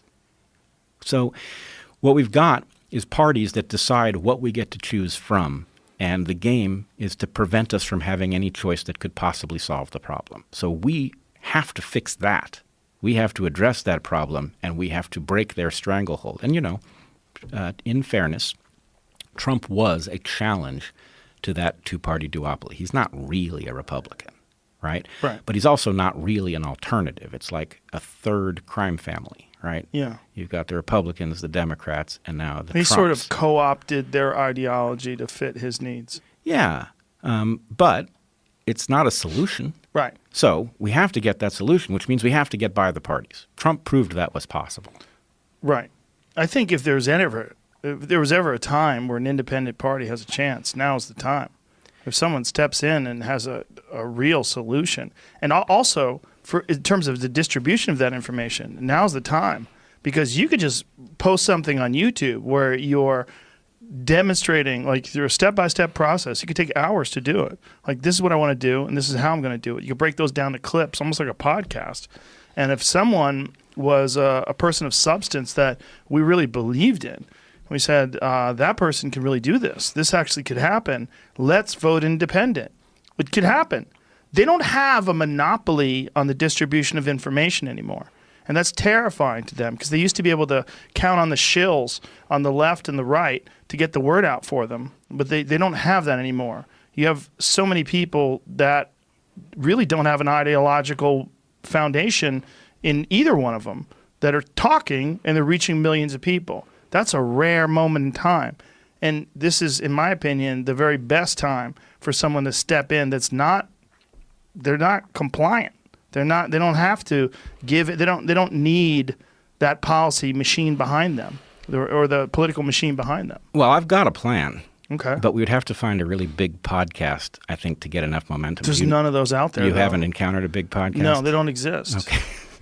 All right. You want to hear the plan? Sure. Okay. The Rock and Jocko Willink. Get them together. Well, let's put that. Okay. Let's put that to the side. It's not part of the plan, but it actually could fit. Okay. Okay.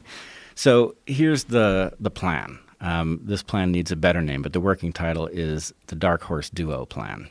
And the plan looks like this. We draft two individuals. We find two people. One of them is center-left and one of them is center-right.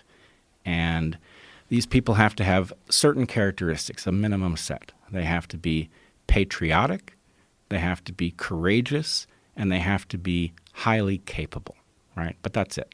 Okay. Center-left and a center-right. And we pair them together. And we draft them with the following plan, that they will govern as a team. That is to say, every important decision will be discussed, and they will decide what to do as a team. And only in cases where they cannot reach agreement, or whenever something has to be decided on a very short time scale, like a military decision, does the person who inhabits the role of the president govern alone. Okay? We draft these folks, and then 4 years down the road, they switch. And the one who had run for president now runs for the vice presidential spot, and the one who was vice president now runs for president. And they continue this way until one of two things happens.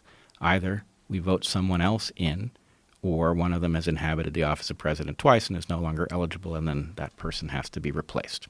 So we have a patriotic team governing together from center-left and center-right.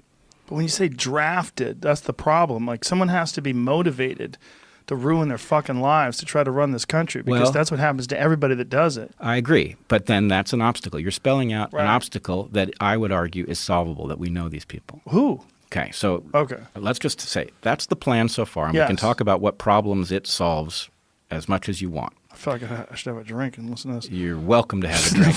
It's probably a good idea. Kind of kidding, but go ahead. Okay, so here's my proposal. So the plan could be right, and my proposal for who we draft could be wrong, and I'm happy to see other people swapped in. Okay.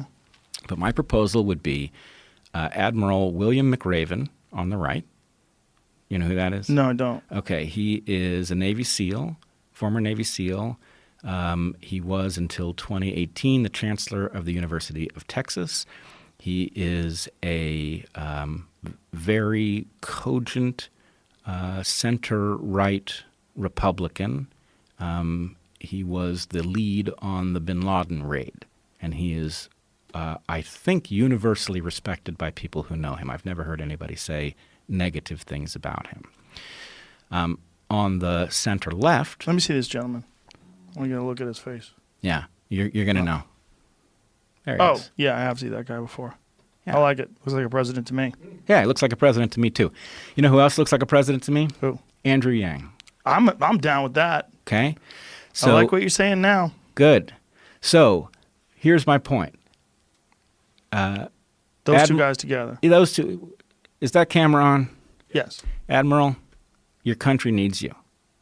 It really does. Never more than now. And I know that the job of president is a sucky one.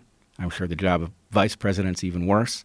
But please consider this plan because the republic is in jeopardy. Now, we already know that Andrew Yang is up for the job because he ran for office. Yes. And, faced appallingly stupid obstacles that, in my opinion, may be the reason that he's not the nominee. So here we got two people. One of them, I think, will do so out of duty. The other is crazy enough to want the job in the first place.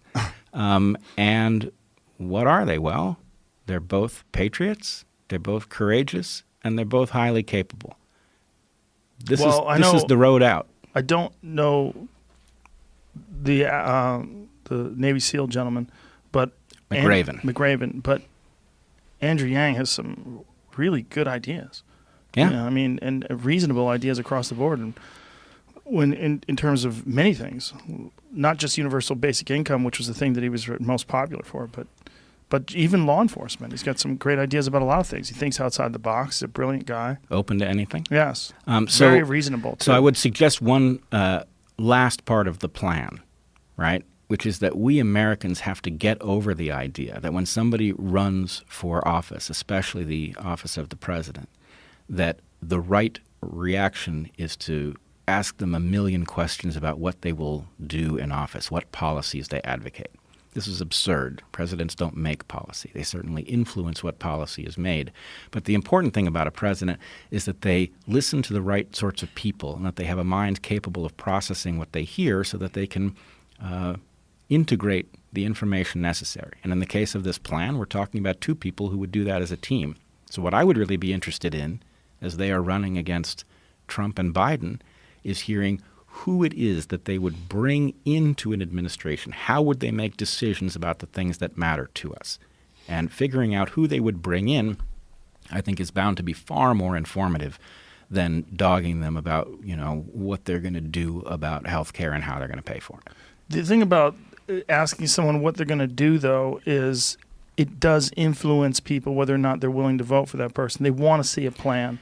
I know what you're saying as a reasonable person who understands the system, but for the average American, they do want to see a plan to how to get out of a lot of the messes that we see. Well, the funny thing is we think a lot of things are true about what people want.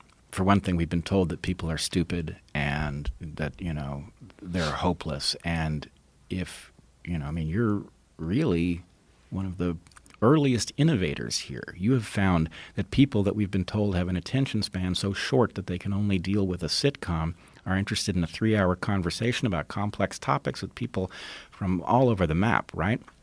People are ready to listen. And what I'm trying to say is we have a wrong idea, right, in our sense of what elections are. And really that wrong idea isn't even about the fact that we think we want to hear the plan. It's about the fact that we know that our power in the system is so limited that the only way we could possibly exert any influence on the policy that gets made is if we can get somebody to promise us something into a camera enough that they're embarrassed not to do it when they get in office. And we also know that doesn't work. Right. As soon as they get in the office, they just do whatever they're going to do in the first place. So my point would be, look, I will literally vote for any competent, courageous patriot. I actually don't care in what direction they're ruling. Yes, I would prefer that they were progressive because I believe we need to make progress or we will perish, but any courageous, capable patriot is good enough because a courageous, capable patriot will do way better than we are doing with the current method. Yeah, and I'm seeing this one thing that I keep hearing over and over again from people on the left that really disturbs me. It's this concession that what you're voting for is the cabinet. You're voting for the Supreme Court. You're voting for someone who's not going to reverse Roe versus Wade. That's what I keep hearing from my friends on the left. And, they've basically just made this concession in their head, like, hey, this is what I'm voting for now. They've given up. And the news media on the left has completely ignored all of these Biden speeches that clearly show some sort of cognitive decline. In fact, I've actually, like David Pakman, who I respect a lot, he was kind of arguing against it, that it didn't show his decline. And I was trying to look at it in a way that it made sense. I was trying to be rational about it. I'm like, okay, maybe he's just exhausted, or maybe this, or maybe it's pressure. Sometimes people get really tongue-tied and panic under pressure, and words come out all fucked up. That is possible, but there's a trend. And if you go back to when he was a younger man, that trend didn't exist. You're seeing a change. And the idea that as you get older, you become less comfortable with the media, less comfortable with speaking publicly, that doesn't jive with me. Right. That doesn't make any sense. So, I agree with you. I see a decline. But irrespective of what that is, Joe Biden is an influence peddler. Yes. He is not an idea guy, right? He's the same idea as Hillary Clinton in a different morphology. Who cares? This is not an answer to any known question. Right. This is stay the course at a moment when we could not afford to stay the course less. Right. So, look, how dare the Democratic Party do this to us again at this moment? Well, they did it to us before this moment happened. That's the thing. They did it to us before COVID, and they did it to us before the looting and before the demonstrations. It was this moment. These things I don't were. think they thought it was going to happen the way it happened. I thought I feel like they felt that if they got Joe Biden in there, if none of this stuff had happened, you would just be dealing with one solution to the problem that is Donald Trump. Right, but even if we bend over backwards to be generous to the Democratic Party, yes, it did this in a moment when we didn't know that COVID-19 was going to spread, right? And we didn't know that there was going to be massive riots in the streets over who knows how many cities. We should have known that this was building, right? The possibility of a pandemic was always on the table. The fact that we have a pandemic and that makes it clear why we need a cogent leader. It was obvious that this could happen under any presidency. Yeah, but there's a lot of other things. I mean, it's hard to say that the possibility of a pandemic is on the table, so we should have been prepared for it. I mean, the possibility of an asteroidal impact is on the table. The possibility of a solar flare that wipes out the power grid, always on the table. Yeah, but you're making my point. My point is, you can never afford to have somebody who isn't a courageous, capable patriot in that office. How dare they play games with this thing? It's not theirs to screw up. Right. And this also has highlighted the problem of Donald Trump's ego. Yeah. I mean, the people would say his ego's, he's got an ego problem, but look, he's getting the job done. He's doing great things. But then in the face of this pandemic, when he's being criticized, like almost to the point where he can't handle it anymore. Like some people can run at a pace of 5 miles an hour, but when you force them to run at a pace of 7 miles an hour, things get slippery. You start feeling cramps. You start looking for a way out, and he's right now about 9 miles an hour, and it's not looking good. Nothing's. I mean, he's tweeting about not falling down a ramp. And why were you walking like that? He's the fake news media why was this a slippery ramp and I'm not going to give them a ring. Like, what the fuck are you even paying attention to? Yes. The fact that your ego is so fragile, you're paying attention to criticisms the way you walk down a slippery ramp. Like, they would have ignored that. It would have been a non-issue. But it's an issue that your ego is so fragile that you have to address the fact that they're criticizing the way you walk down a ramp with fucking slippery dress shoes on. Those shoes suck. I never wear them. If you wear those, I went to a cowboy boot store the other day, and I was like, what can you do with these bottoms? Like, I'm thinking, if you got to get away from something, if some shit's going down, you can't run with these fucking things on. Yeah, no, they're for dancing, so you can... Yeah, you slip around with exactly. But that's what dress shoes are. Yeah. They wear those leather-soled dress shoes that slip like crazy. There's no tread on them. They're nonsense. That's what that guy's wearing, walking Totally. down a ramp. Well, and you Should be wearing a nice pair of Adidas with some good traction. I agree. I always wear practical shoes because you never know when you're going to need to run. Never know when some shit goes down. Exactly. Yeah. Exactly. So So but the ego is, it highlights when it gets really you find the weaknesses in the system when the system gets tested, and now it's being tested across the board. Across the board, and that insecurity, believe me, our enemies know it's there. Oh, for sure. And they know how to exploit it. Yeah. So enough games. Yes. We have to escape this. And to my friends who are still believers in the Democratic Party at some point, of which I have many. If you hate Trump, right, if that's really your cause and you're not going to be able to see clearly anything until we have removed him from office, that is also on the Democratic bill. Hillary Clinton advanced Trump's candidacy because she wanted to run against him. So if you have Trump derangement syndrome, you still have to be angry at the Democratic Party for putting us in this predicament. Yeah, she legitimately thought he'd be the easiest to beat, so she wanted him to run. She thought she was going to humiliate him. She severely underestimated people that were upset at the current system and that his rhetoric, this idea of draining the swamp, would actually resonate with so many people. And also that people look at things in a very two-dimensional way. They're not looking at it in this really complex, nuanced way. And if you can paint a couple of good slogans together, build that wall, make America great again, all that kind of shit, that's a brilliant way of manipulating people, because that's the stuff they remember. And he's a master at it. Sleepy Joe Biden, crazy Hillary Clinton, Lion Hillary, crazy Ted, Lion Ted. He has all these nicknames for people. I don't even remember most of them, but there's some brilliance in it. Oh, he is a political genius. Yes.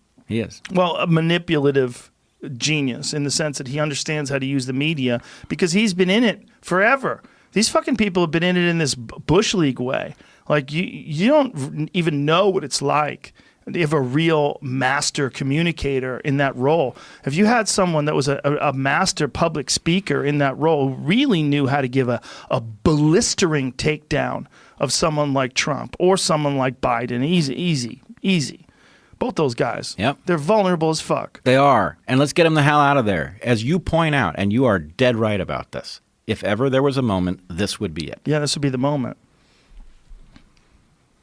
But do you think that you can get that guy to run? We have to draft him. It's a matter of duty. And what's he doing right now? I don't know. I think he may have retired after he left the chancellor position. Probably right now digging a bunker somewhere outside of Waco. Fuck this place. But look, the way you would draft somebody like that is you would let them know that we'd have their back. Mm-hmm. Right? Yeah. They would earn our loyalty and they would have to have it. But if they did, then it's the perfect moment. Do you think there's enough time? Here we are in the middle of June. Was it the 16th, 15th? What is today? 16th. 16th of June. July, August, September, October, November, 5 months. Actually, the world, we could be speaking Chinese in 5 months. Look, Joe, you ain't kidding. Look, the thing about 2020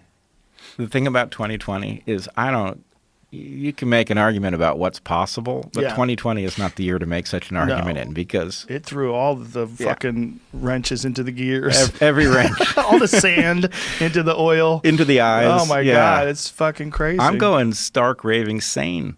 Yeah, me too. Yeah. I think. So you want to talk about COVID. I do. What are your thoughts on what are your thoughts on the lockdown? Yeah. Well, let's put it this way. I'm not speaking in a vacuum here. I've heard a certain amount of your take, and my take is a bit different. I am very concerned about SARS-CoV-2. I am not concerned about it because it is as lethal as we feared it might be. It isn't as lethal as we feared it might be. But I'm afraid of it for other reasons. One, it is brand new to us evolutionarily. It just showed up in human beings. And so, in my opinion, we screwed up the lockdown badly because we went halfway. That a very short, very intense lockdown could have ended it, and that would have been the smart thing to do. And unfortunately, the political will was not there. But if you're I am looking at New Zealand with utter envy. Can you imagine at this moment being free of SARS-CoV-2? Yeah, they nailed it. But they also have so few people. Oh, they definitely had it easier. But the point is they did prove it was possible. Yes. So, in my opinion, we should have locked down severely for 6 weeks or something along those lines, and we should have driven it to extinction.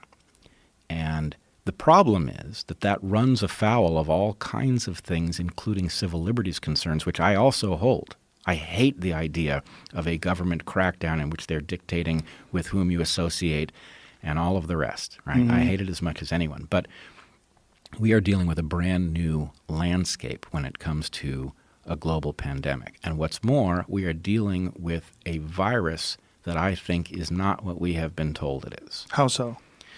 So I have initially, I thought that this was a bat-borne virus that had been transmitted to people from the wild, probably through the bushmeat trade, probably through the seafood market in Wuhan. In fact, Heather and I were in the Amazon where we had no connectivity to anything for a couple weeks. And when we came out, what was then called novel coronavirus was just beginning to be discussed. And so we became aware of it as we came out of the Amazon. I was like, oh, what the heck is that, huh? And I looked into it, and immediately I saw the story adds up. You know, it's a coronavirus of a kind that's known to circulate in bats. There's a seafood market, and I thought, okay, I know what the story is. And I tweeted, I don't know enough about the story yet, but looks to me like the Wuhan seafood market is the source, that the virus comes from bats, and we have to talk about the bushmeat trade, which has always been a terrible idea. And immediately people tweeted back at me, so you think it's just a coincidence that there's a biosafety lab level 4 in Wuhan where this started? And I thought, what? That's a heck of a coincidence. And so I started to look into it. I retracted the tweet. I said, maybe I don't know enough about the story yet. And I started to look into it. And I went down the rabbit hole. Because as much as we have been assured by a huge range of experts that this has to have been a bat-borne coronavirus transmitted to people, possibly through pangolins, maybe through some intermediate host that we don't yet know, that story looks less and less likely.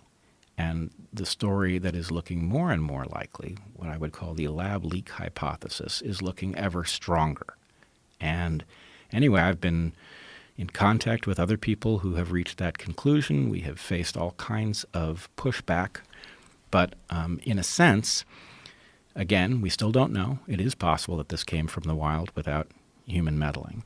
But the virus itself has several components that suggest that it is actually the result of manipulation in the lab, and that it escaped probably from the Wuhan Institute of Virology, but there's another lab in Wuhan. It may well have escaped, and we may be dealing with consequences of the fact that it was manipulated in a lab. So one of the techniques that labs who study viruses like this use is something, so the research is called gain-of-function research. Gain-of-function research means you are taking a virus and you are adding a capacity to it in order to study how it works. And then one of the things that is done to study how it works is something called passaging, where a virus is infected, a creature is infected with the virus, and then the virus is allowed to pass between individuals of that species. It can also be done in tissues, in cellular tissues, where tissues are infected and the virus is allowed to spread from one cell to the next. And what happens is evolution. So there's a strong possibility that this virus was under study, that it was enhanced in the laboratory, and that we are dealing with consequences that are the result of that enhancement that make it more dangerous than it would otherwise be. And what do you believe those enhancements are? Well, so one of the enhancements, there is a something called a furin site in the genome of this virus. Furin sites are not known. It doesn't mean they don't exist, but they're not known from other beta coronaviruses. And this furin site is conspicuous. It's conspicuous in that it is in the genome as an insert rather than mutations of nucleotides that were there. It's like somebody spliced it in. That's one thing, which could happen naturally, but it may well not have. And it has a flanking sequence, which has, this is probably going to be hard for people to follow, but nucleotides, that is DNA, code for proteins, which are made out of amino acids. There's an amino acid called arginine, and there are 2 arginines coded for in the genome of this virus.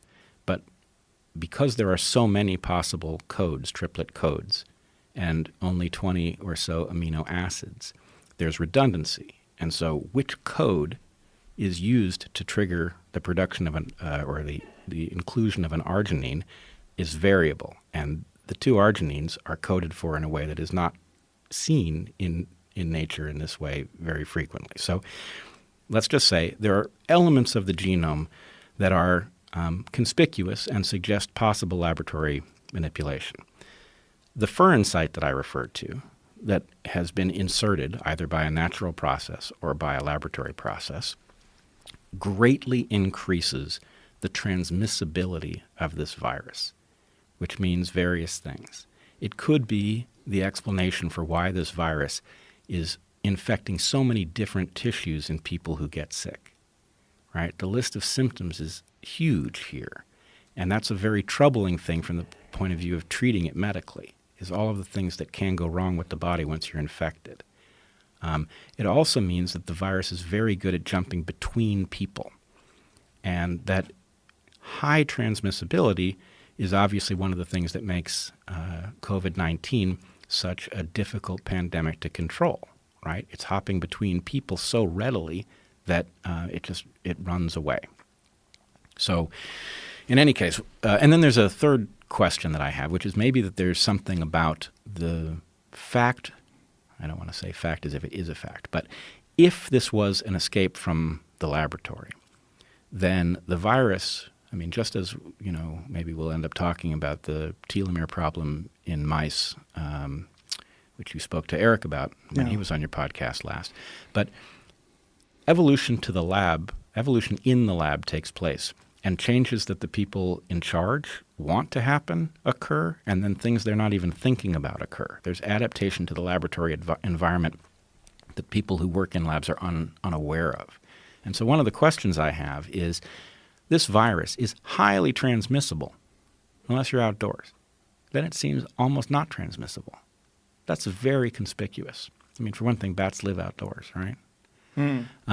So is it possible that this virus has adapted to the laboratory environment, an indoor environment, and that it has forgotten how to get transmitted outdoors? And if we are casual about the outdoor environment, that actually it could relearn that trick, that we should take it. We need to be outdoors for various reasons. One, it appears that vitamin D is very protective in the case of COVID-19, prevents the transmission, and you end up way less sick if you have proper vitamin D. So in the northern hemisphere here, while the sun is shining, we should be outdoors. We should not be locking down those environments at all.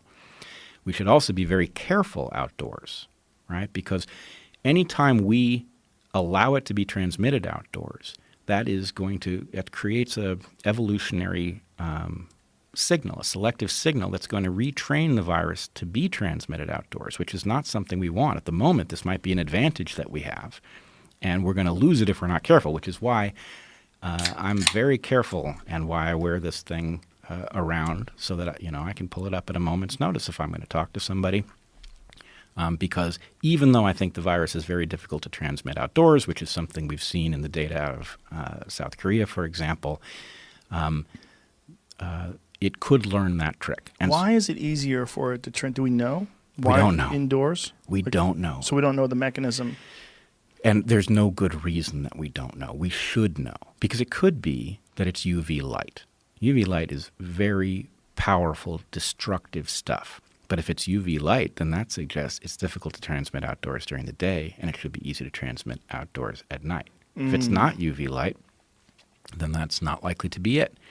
So there is something weird going on with viral load, Maybe it's not weird, but it's weird for those of us who learned how viruses work from the usual textbook diagrams where a virus gets into a cell and triggers an infection. But here it seems like if you talk to someone briefly, your chances of picking it up from them, even if they're sick, is pretty low. But if you talk to somebody for an extended period of time where you're constantly breathing air that they're exhaling, then your chances go up, and up.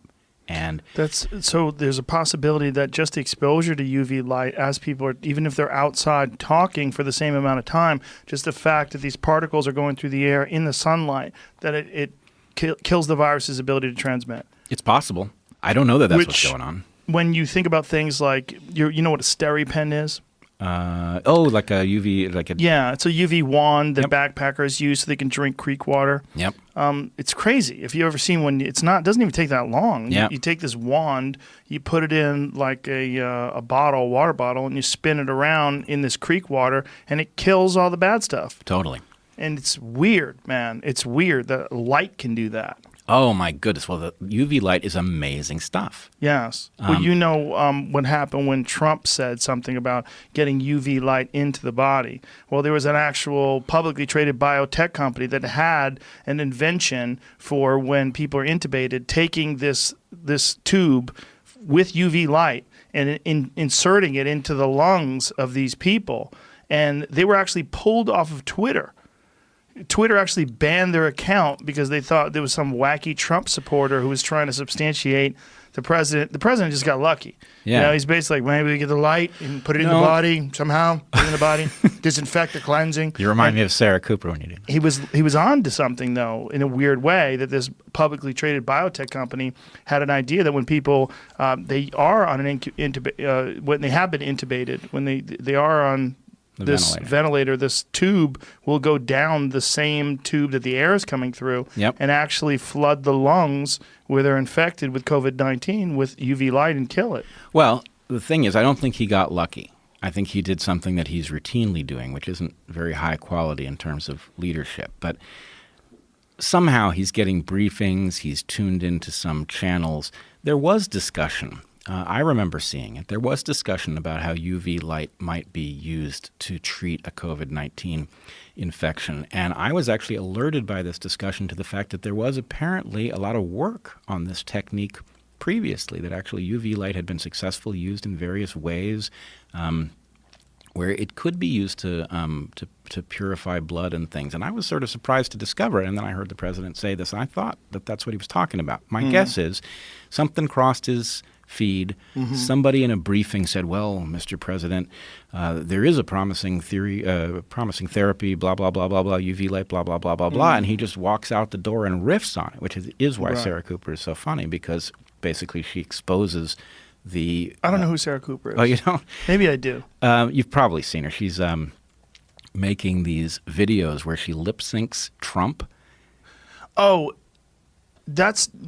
she's not the one who did the thing where, was it Dr. Fakenstein or the Fakening put Trump's face on a baby? Have you ever seen that one? No, I haven't seen that one. Oh, that one's wonderful. That's one of the best ones ever. You haven't run into Sarah Cooper? I may have. I've seen so many people mock him. It's so hard to keep track of who's who. Okay, but... There she is? Yep. Let's give her some volume on that.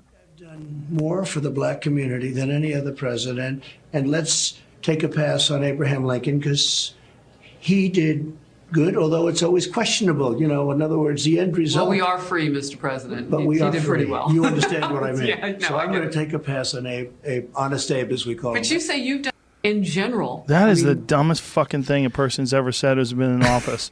Well, that maybe he's done more than maybe Abe Lincoln, who freed the slaves. he's giving Abe Lincoln a pass because he did pretty good. How crazy is that? It's crazy, But right? it's just like he's stuck. He said something and then he gets stuck trying to substantiate what he said.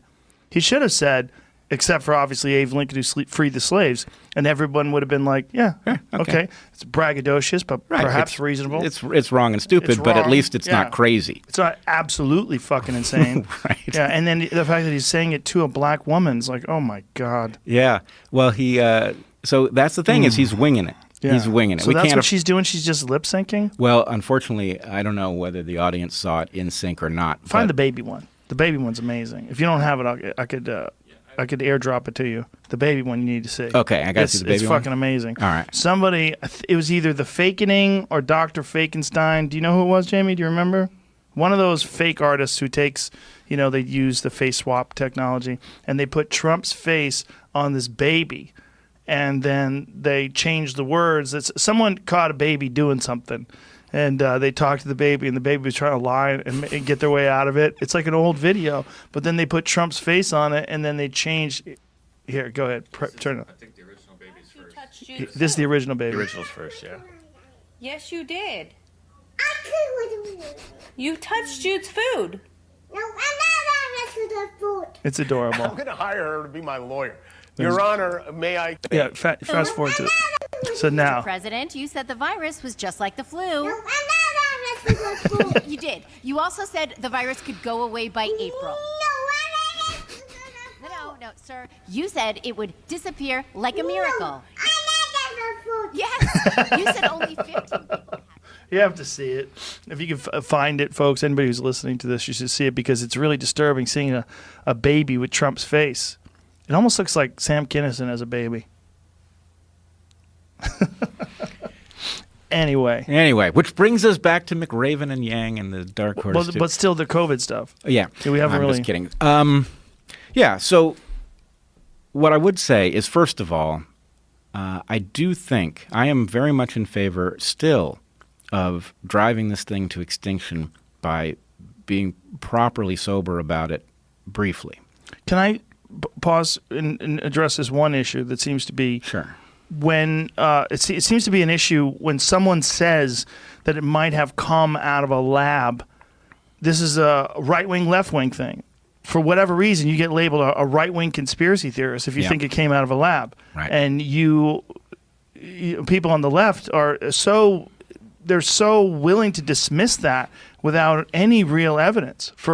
We've been poisoned by these ideologies when it comes to conspiracy or whether or not something is actually true, but we've been fed the wrong information. That stuff is, if you don't believe the official narrative that's being discussed on CNN, you must be some sort of a right-wing nut.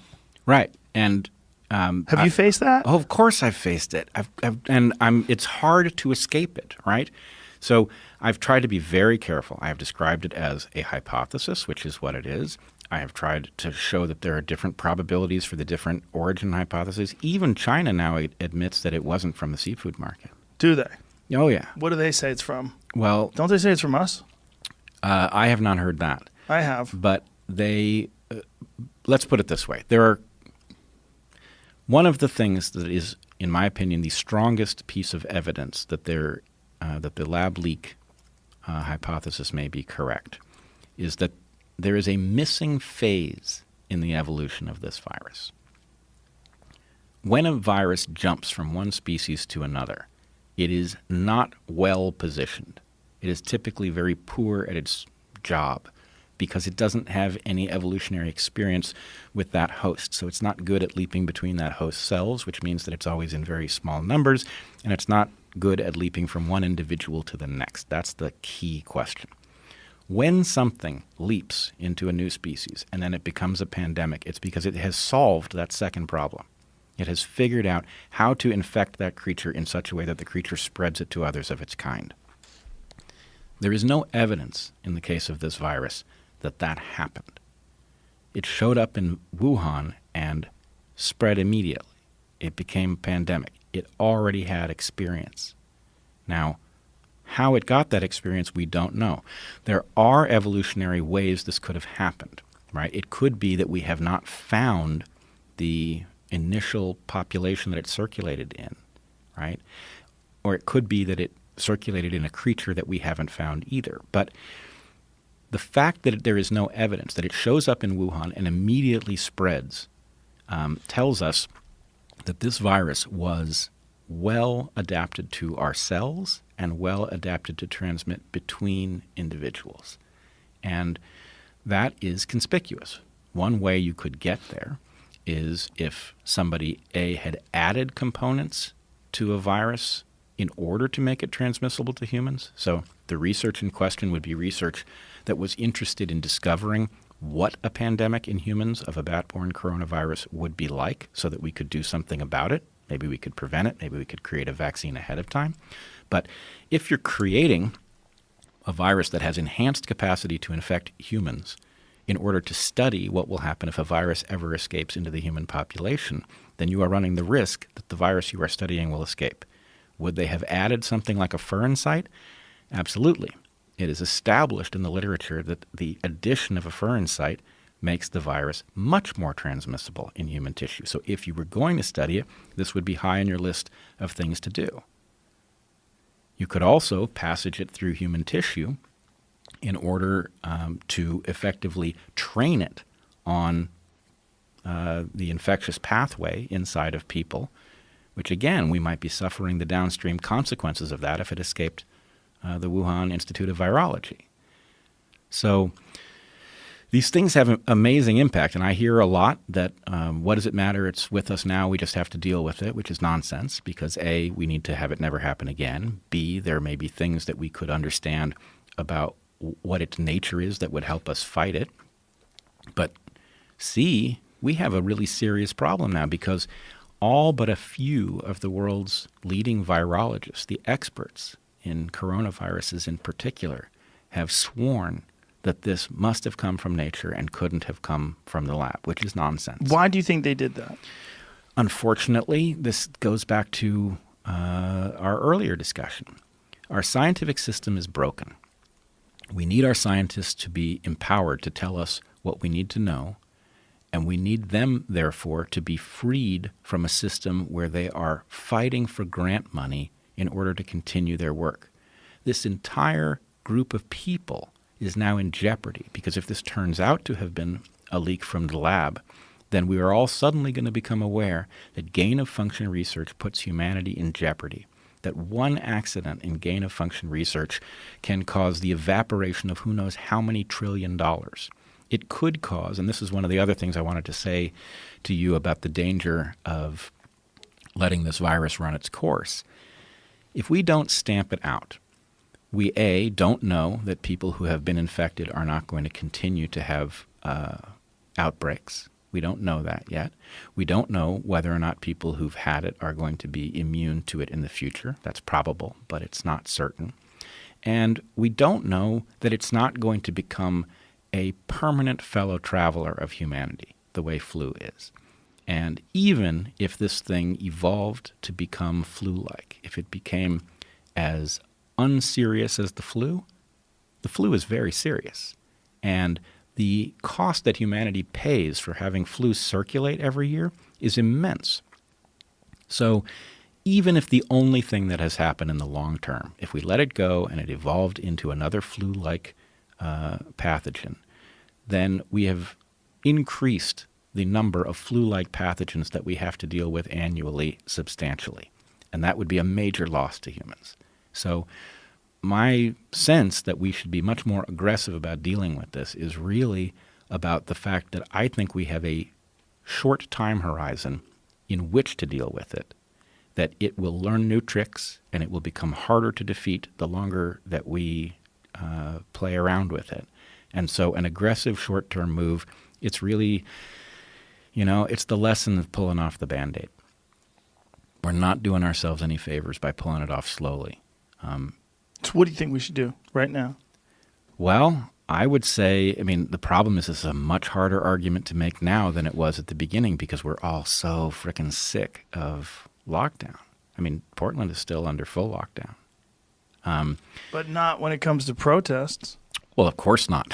That's the other problem, right? There's a massive hypocrisy in the way we're treating businesses versus treating protests. Oh, it's an epidemic of hypocrisy. Not only that, de Blasio in New York City won't allow people, when they're asking people that have tested positive for COVID-19, you're not allowed to ask them whether or not they've been in a protest. So they're doing contact tracing without valuable data because they want to be progressive. That's insane. Oh, he's insane. Yes. So you asked me what I would do. I would, and again, I don't want to be in this position, months in here. I want to be in this position months ago of saying the right thing to do is a 6-week lockdown that will be unbearably painful, but hopefully it'll be short. and then intense contact tracing. But we've done a lockdown with essential businesses open. Well, we've done. So that's not a real lockdown. We've done a half-assed lockdown, and the thing that we've done that I find the most troubling is that we have not bootstrapped a mechanism for high-quality, ubiquitous testing. Because if you did a 6-week lockdown, a real lockdown, right? Hold your breath and get through it. And then you open back up with testing that's so high quality and so universal that you can spot anything that happens and you can treat it locally, right? You don't come into work if you don't pass this test, and if your work puts you in contact with other people, we're going to test you regularly, right? If you did that, we could have driven it to very low levels, and then we could have dealt with the flare-ups. But what we're doing now is we're just gambling, and it's insane, right? We're gambling, and there is no, that I can detect, there is no movement that says open back up and be very aggressive about things like masks. My feeling is if you're pushing open back up, you ought to be pushing things that would make opening back up as safe as possible. But are masks really effective? Because one of the things that the CDC was saying was that you should really only wear a mask if you're treating a person with COVID. Yes, except that we can effectively know that what they were really, I don't even want to give them credit for really saying it. The motivation for saying that nonsense was that they were trying to preserve masks for people who needed it most. That's what Fauci said. Yeah. So they basically lied to us. They lied to us, flat out. Which some of us were not. Some of us were shouting and saying this is garbage advice. Yeah. And, your question is, do masks really work? Masks work when both parties wear them. They work really well. So, and I don't know why we are pushing this madness of masks that scream medical, right? So one of the things, Bank robber. Yeah, man. You're an old school bank robber. I'm the mojito bandito. Yeah, you've got a bandana. I do. Yeah. But, the fact is the bandana, all right, maybe I look like a goofball, but the fact is it's more fashionable, in my opinion, than a medical mask. Oh, you're being fashionable. That's cute. It's also more comfortable, though. Yes, So the for fact sure. is I have it. I can pull it up as needed, put it down. It's not hanging on my ear. And that flexibility, the fact that I don't feel so terrible walking around with it, actually makes me use it when I should use it. The best is really a neck gaiter. Have you ever used a neck gaiter? Mm-hmm. Yeah, you wear them when you're hunting. You want to obscure a lot of your face, so animals can't see it. It's all camouflage. It breaks up the pattern of your face. They're real easy. You just slip it back down again and pull it back up, and it actually stays in place. That makes total sense. But Yeah. the funny thing is I'm an animal biologist, so the same thing should apply to me, but I've never heard that. You never heard of a neck gaiter? No, I've heard of a neck gaiter for other things, but not for hunting. Oh, yeah. Oh, super common. Yeah. Pull up, there's a photo of me in Lanai wearing a full Sitka outfit. I look like a ninja.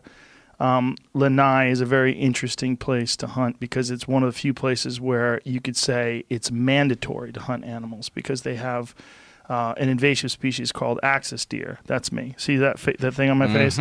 That's a neck gaiter. And it's actually in the Sitka, the hunting gear that I'm wearing, it's actually built into the hood. So it's not just something that you wear around your neck. It actually is built into it, so it slides up and it goes down on your neck if you like it to, but then when you're moving forward, it can slide down. These animals that live there, there's literally 30,000 deer on an island of 3,000 people. And it's an invasive species. They were brought there and given to King Kamehameha by by India in like the 1800s, and there's no predator. So they're just out of control. You've never seen anything like it. It is crazy when you're there. Like the mass populations, and it happens to be one of the most insanely delicious animals as well. Also super switched on because they evolved to avoid tigers. So I've got videos of these things where an arrow is coming at them from 80 yards, and as the arrow is about 15 yards away, they hear it and they get out of the way. They move so fast. Like they are the fastest deer I've ever encountered in my life by far. Like nothing's even close to them. And you have to be sneaky to get close to these things. Yep. That's why you dress like that. That's cool in some Yeah. sense. So actually, can I connect that to Yes. the viral question? Sure. Okay, so the connection is going to be a weird one. There is only one terrestrial mammal natively in Hawaii. There's only one terrestrial mammal species. Okay, there's aquatic, there's whales and things, and seals, but there's only one terrestrial mammal. I'm trying to guess what that would be. Yep. A mammal. Yep. Terrestrial mammal. Well, terrestrial may be misleading here. I just mean on land. Oh, seal? Nope. No? Well, What? they're seals, but that's an aquatic mammal. Okay.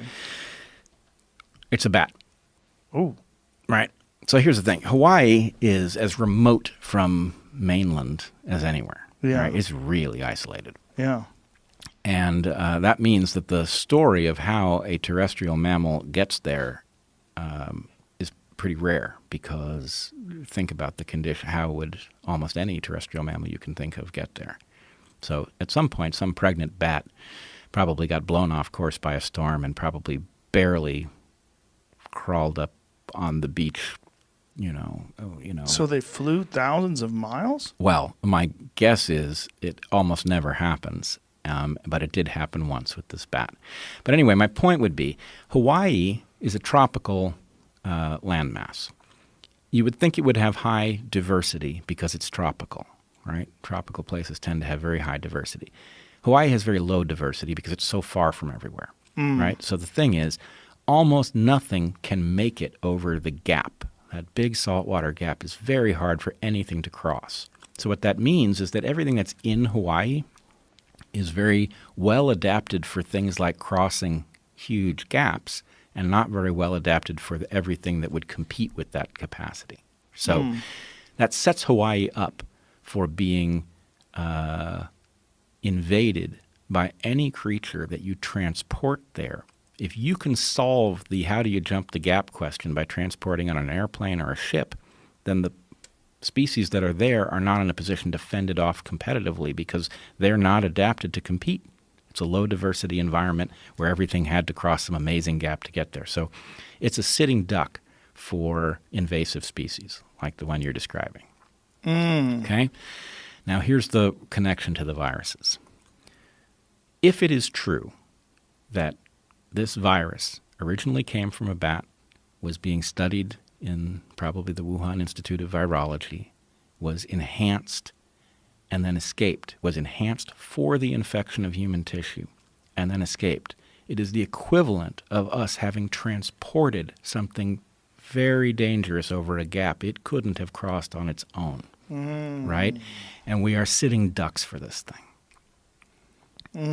So this is why I'm really on high alert about this. Now, what are your feelings when it comes to the high number of people that are asymptomatic, or the high number of people that get it and it's a very small deal to them? They just cough for a couple days and then it's no big deal. Yes. Well, so I've been advocating from the start that we should be much more aggressive in the way we are studying this. That, in fact, you remember the aircraft carrier USS Theodore Roosevelt Yes. had an outbreak, and it docked in Guam. My thought was, I want to see that carrier used to study the virus. It's too bad that it docked in Guam because they ruined a circumstance. And it's not that I wanted to see people infected, and it's not that I wanted to see them get the highest quality treatment possible, but it was an isolated population in which you could have studied the spread of this virus. And because it's an aircraft carrier, you could also get anything you needed. You could have built hospitals on the deck. You could have given them the finest possible care, and we could have learned a lot about how the thing is transmitted, what the symptoms mean, who is actually shedding live virus based on what symptoms they have, rather than studying this haphazardly amongst infected people in hospitals where you don't really know who they've been in contact with and all of that. So we missed that opportunity. We could do the same thing with military bases, or any isolated population where you can actually have enough data to know what these things mean. As it is, we're left with all kinds of questions, right?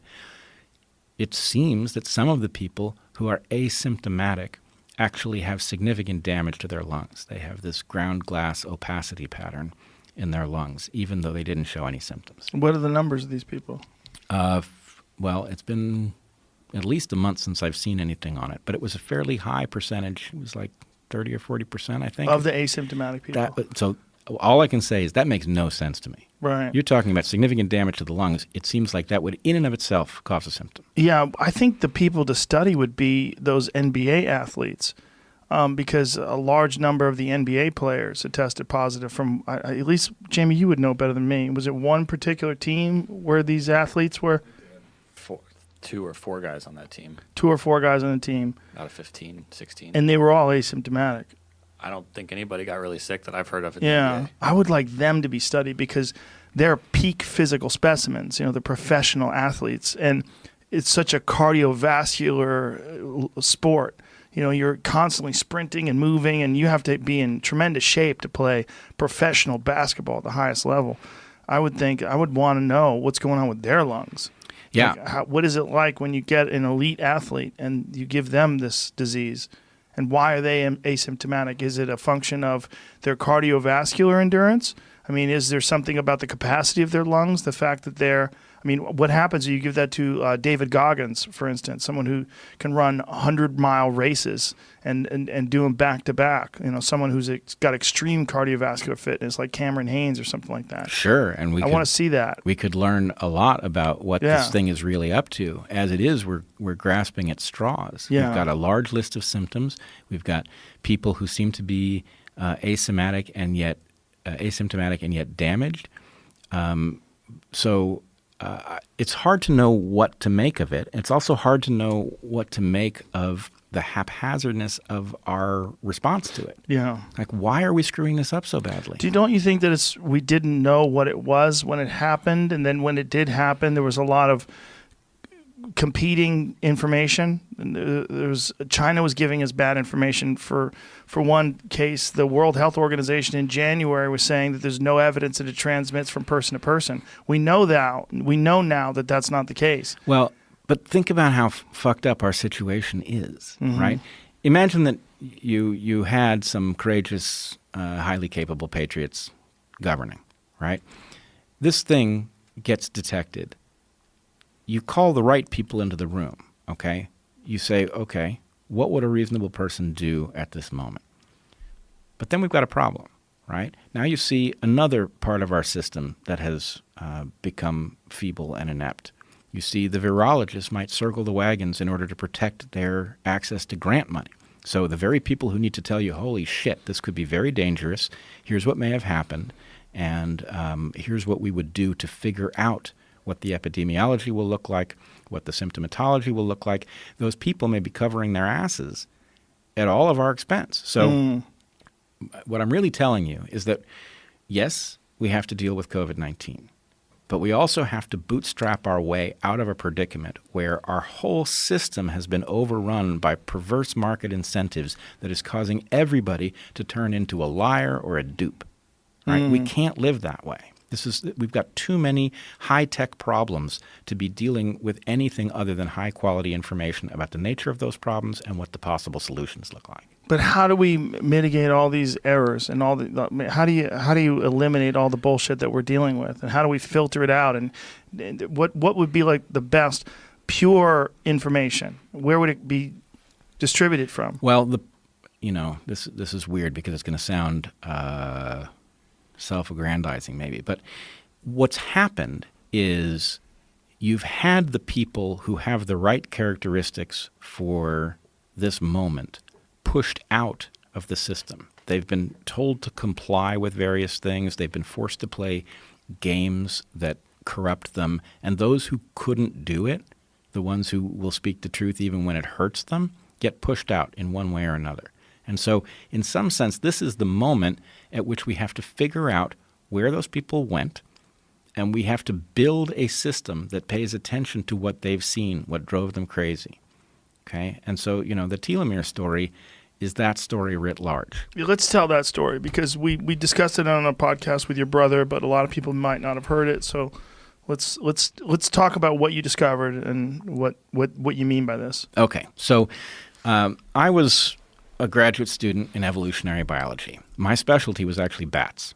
That's what I studied. That's I studied hilarious. tent-making bats, which was great. And by the way, I think the danger of viruses leaping from bats to people is actually less than we are being told. The people who are selling the idea that we have to study these viruses with gain-of-function research are leading us to believe a virus is going to leap out of a cave at any moment and infect us. And the large number of people who study bats regularly and are not catching these diseases suggest that that's not really true. Were they the ones that were skeptical about this idea that it came out of this wet market? No, I actually haven't heard from them. But what I can say is there are thousands of people who study bats who handle them regularly, and they're not constantly getting sick. So I think what we're learning is that there are a lot of viruses that could potentially jump and could potentially adapt to humans. When they do jump, they almost never spread. Can I ask you a question before you continue? Sure. Just because I know it's going to deviate us off topic. There was a story that I read a long time ago, and I think I read it in the New York Times, and it was a story about these people that were studying bats, and they had parked themselves out in front of this gigantic cave to sort of film these bats coming out of the cave, and they didn't anticipate that the bats were going to shit on them. And they got insanely sick from some hemorrhagic virus and wound up dying like shortly afterwards. Do you know of this story? I don't know this story. I'm now feeling bad about having laughed that they got crapped on by these bats. I know. It's very sad. I should have should've warned you me, that yeah. it was a bad story. But I remember reading this story that, they talked about the millions and millions of bats that flew out of this cave. I believe it was in Africa. They flew out of this cave, and that they shit whenever they fly out, and that these people didn't think about this. They just wanted to film this thing, and they just got covered in bat shit, and it got in their eyes, it got everywhere, and they got a horrible virus from it. It was definitely a virus. No. I don't know. So I there's just remember them getting really sick and dying shortly afterwards, and them not being able to identify exactly what it was that killed them. So let me say a couple things on this front. One, there is a pathogen that people who study bats in caves, my bats didn't roost in caves, but people who study bats in caves sometimes get histoplasmosis, which is a fungus. It's a fungus that's also afflicts people in the poultry industry.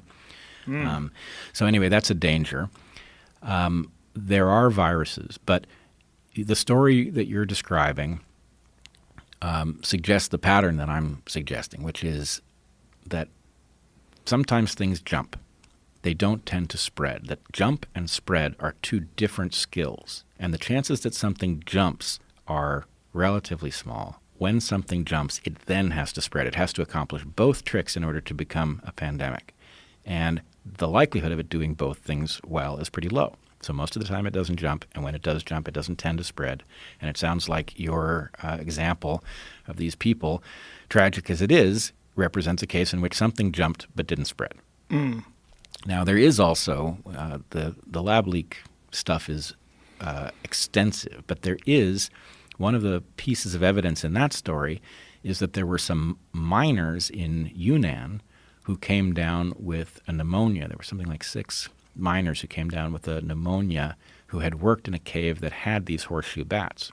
So to the extent that the lab in Wuhan was known to be working on bat coronaviruses for the purpose of preventing a pandemic, they were getting their bat coronaviruses from this cave in Yunnan province, long way from Wuhan. And the cave was identified because these miners had come down with this pneumonia, of which I think 3 of them died. So it's again a case in which something jumped, but it didn't spread. No pandemic arose out of it. So what we're looking at is the strong possibility that we were looking to prevent a pandemic at some place where something had jumped but had not spread, and then we took viruses from there and imbued them with the characteristics that allowed them to spread, solving its second problem. So that's a frightening story to me. It is frightening, and is it particularly frightening that it's coming out of China because we're not getting really good information from them because their propaganda is so strong? Yes and no. The Chinese have not behaved well. They have not informed us in the way we need to be informed. On the other hand, one of the reasons that this is a political football rather than a scientific question is that there is a perception, and in fact this perception has been amplified by the president, that this is potentially, if this leaked from the lab, that this is a Chinese problem. Yeah. But this lab in China was part of an international community of virology researchers. The grant that they would have been working from came from the NIH, or at least one of them did. So this is really, if this is a lab leak, Still not saying it is, but that's a strong possibility. If this is a lab leak, the failure is one of the international scientific community. In this particular lab, didn't they get admonished for something that happened within like the last 2 years? They had gotten safety violations. Yes, and there was a 2015 paper concerned about gain-of-function research and the potential for exactly this sort of thing to happen. So anyway, there was concern, but like so many things, I think it hovers outside of most of our awareness. So we discover, after the Deepwater Horizon accident, we discover that we're drilling these really deep deposits that we can't plug a leak when it happens. After the financial crisis, we discover that we're using leverage in a way that can cause one of these catastrophic economic meltdowns. The Aliso Canyon disaster reveals that we're storing, natural gas in these old oil deposits and that it can leak and not be plugged. Fukushima reveals to us what we've been doing with nuclear reactors and spent fuel. We always find out after the accident that we're engaged in some really dangerous thing. Now, people inside these industries know, but they also have a conflict of interest. So nobody warned us, right? And we need to really get ahead of that problem. We need to start finding out what it is that we don't realize humanity is doing that's going to go bad on us next. Right. Okay, back to the mice. Okay. So I was a graduate student studying bats I was in Michigan, and I was interested in evolutionary trade-offs. That's my signature thing.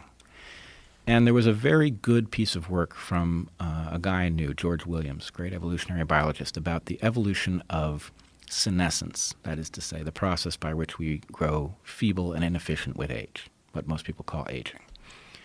And basically, that's classic paper explained why it is that creatures like us get old and die. And the answer was basically this, that you have a genome that's complex. It's full of genes, but there aren't enough genes to have a gene for every trait that you have. In fact, they're a tiny fraction of the number of genes you would need to cover all of the various characteristics you have. So genes always do multiple things. And in the case when a gene does something that's very good for you when you're young, at some cost when you're old, selection tends to favor it because you may not live long enough to suffer the cost. And so if you have the trait that makes you powerful when you're young and you've got some cost that you're going to pay when you're old, but you're not going to live to get it, it may be a freebie, right? So selection sees early life much more clearly than it sees late life, and it prefers things that help you early, even at a cost of harming you late. That's the basic answer. It's called the antagonistic pleiotropy theory of senescence. But at the point that I started working, we knew that this was right. We could tell that the hypothesis was true because it matched all sorts of observations about wild creatures. Certain creatures live longer than others, even when you correct for things like body size. So creatures that fly live longer than creatures that are of the same type and size that don't fly. Why? Because they can fly away from danger. If you can fly away from danger, you're more likely to make it to an older age. The better selection can see the harms that afflict you when you get there. So selection doesn't prefer a bias in favor of youth if you can fly away from danger. Same thing applies if you're poisonous, if you have a shell. If you have a really good defense, then selection sees your late life better. Okay? So we knew that this hypothesis was right. But what we had never found at the point that I was working in the very late 90s on this was a gene that matched the description. We knew that selection was finding these genes and accumulating them, but we had never found one of the genes in question, and that was very conspicuous. I called that the missing pleiotropy.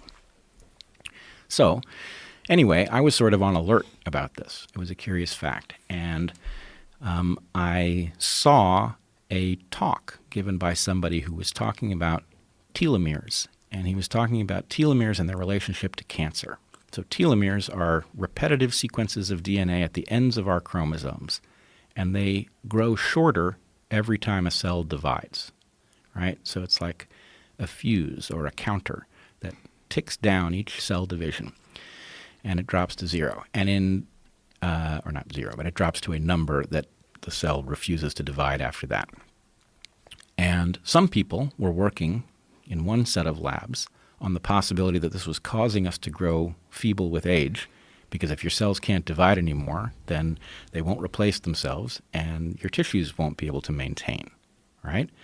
Another group was studying this question of telomeres with relation to cancer, and they were saying, eureka, every time we look into cancer, it has this enzyme called telomerase turned on, which elongates telomeres. And these two groups were not talking to each other. They were each claiming that they were about to cure their respective disease. One group was saying, if we can activate telomerase, then we can lengthen your life. And the other group was saying, if we can turn off telomerase, we can cure cancer. Right?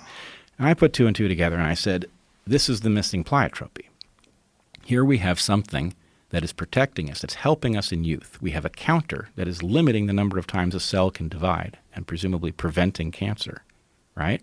And the cost is you can't maintain your tissues forever, so you grow feeble and inefficient. So that made a hell of a lot of sense to me. I couldn't convince anybody else that this was sensible. I couldn't even get them to understand what I was saying because in evolutionary biology, there has traditionally been a bias not against mechanism, the study of cellular biology. Not because there's anything wrong with studying cellular biology as an evolutionary phenomenon, but because early in the study of evolution, we just didn't have the tools to look into the cells. So evolutionary biologists got used to thinking about the form of creatures and the behavior of creatures, but not thinking about the internal mechanisms because there just wasn't a lot that could be said. Anyway, I retained an interest in the cellular biology. I saw these two things that needed to be connected, and I started to work on the puzzle. It turned out that that hypothesis would answer a great many questions that were otherwise very difficult to answer with respect to how aging functions. But there was one huge obstacle. The obstacle was that a fact that was well known about mice did not fit with the idea that telomeres were fundamental to the aging process. And the fact that was known was that mice had extremely long telomeres, and yet they lived short lives. So if it were true that the length of your telomeres dictated how quickly you were going to age, then a tiny creature with very long telomeres ought to be able to replace its tissues really well, and it should age very, very slowly. So I thought there's got to be something wrong with this. The hypothesis answers too many questions for that obstacle to be real. And I thought maybe one person has run a test and everybody else is just parroting it. And I went and I looked, and that wasn't the case. And I finally realized that all of the mice that had been looked at were coming from one source, that there was a laboratory in Bar Harbor, Maine called the Jax Lab that was the source for all of the mice being used in all of the laboratories in the country. And I started to wonder, is there something going on at that lab? Maybe mouse telomeres aren't long. The ultra-long telomeres of mice aren't real. Maybe that's a feature of laboratory mice, and wild mice would have short telomeres, in which case the hypothesis would make sense. And I called up one of the leading people in the field, a woman named Carol Greider, who has now won a Nobel Prize. And I said, Carol, you don't know me. I'm an evolutionary biology graduate student. I have a question for you. Is it possible that all mice don't have long telomeres, that that's really just laboratory mice? And she said, well, I think mice have long telomeres, but it's interesting. If you order mus spretus rather than mus musculus and you order them from Europe, then how long their telomeres are depends on what supplier you get them from. So this is interesting. So anyway, we both agreed that it was really interesting. She decided she was going to test the hypothesis. She put her graduate student, Mike Heeman, on the case. We exchanged some emails. And anyway, they tested it, and they got some mice that weren't really wild, but they were much more recently in captivity. And lo and behold, they had short telomeres. Okay, so that was an amazing moment. My prediction had turned out to be true, which meant, A, that my hypothesis about senescence and cancer and aging might well be true. That was important. But it also raised a bunch of really difficult problems. One was, if it is true that all the mice that are being used to study physiology are broken in this way, then how are we blinding ourselves Is it possible that we are using all of these mice that would be terrible models for wound healing, for senescence, for cancer, for a whole number of things? How is it that we are allowing ourselves to take these mice who have been altered and using them as models for normal physiology? And the other problem, maybe even more serious, was that we use these animals in drug safety testing. And the way we use them is, if you think about, if you'd come up with a drug that you thought was useful and you wanted to test whether it was safe to administer it to people, you can't really afford to give people a drug and then wait 40, 50 years to figure out whether you've shortened their lives, right? So at the point that you start testing these things on humans, you're really in the final stage. The way we test whether a drug is safe for long-term use, or whether it is safe for your long-term life based on short use, is we give large doses of it to small animals that live short lives on the assumption that if it's going to shorten your 80 or 90-year life by 10 or 20 years, that it'll shorten a mouse's life long enough to see it. But here's the problem. If you've altered a mouse in the laboratory environment by favoring the radical elongation of its telomeres, then it has the ability to replace its tissues indefinitely. A toxin that will harm you by killing tissue may not harm that mouse. In fact, it may actually help it, because these mice are very cancer prone.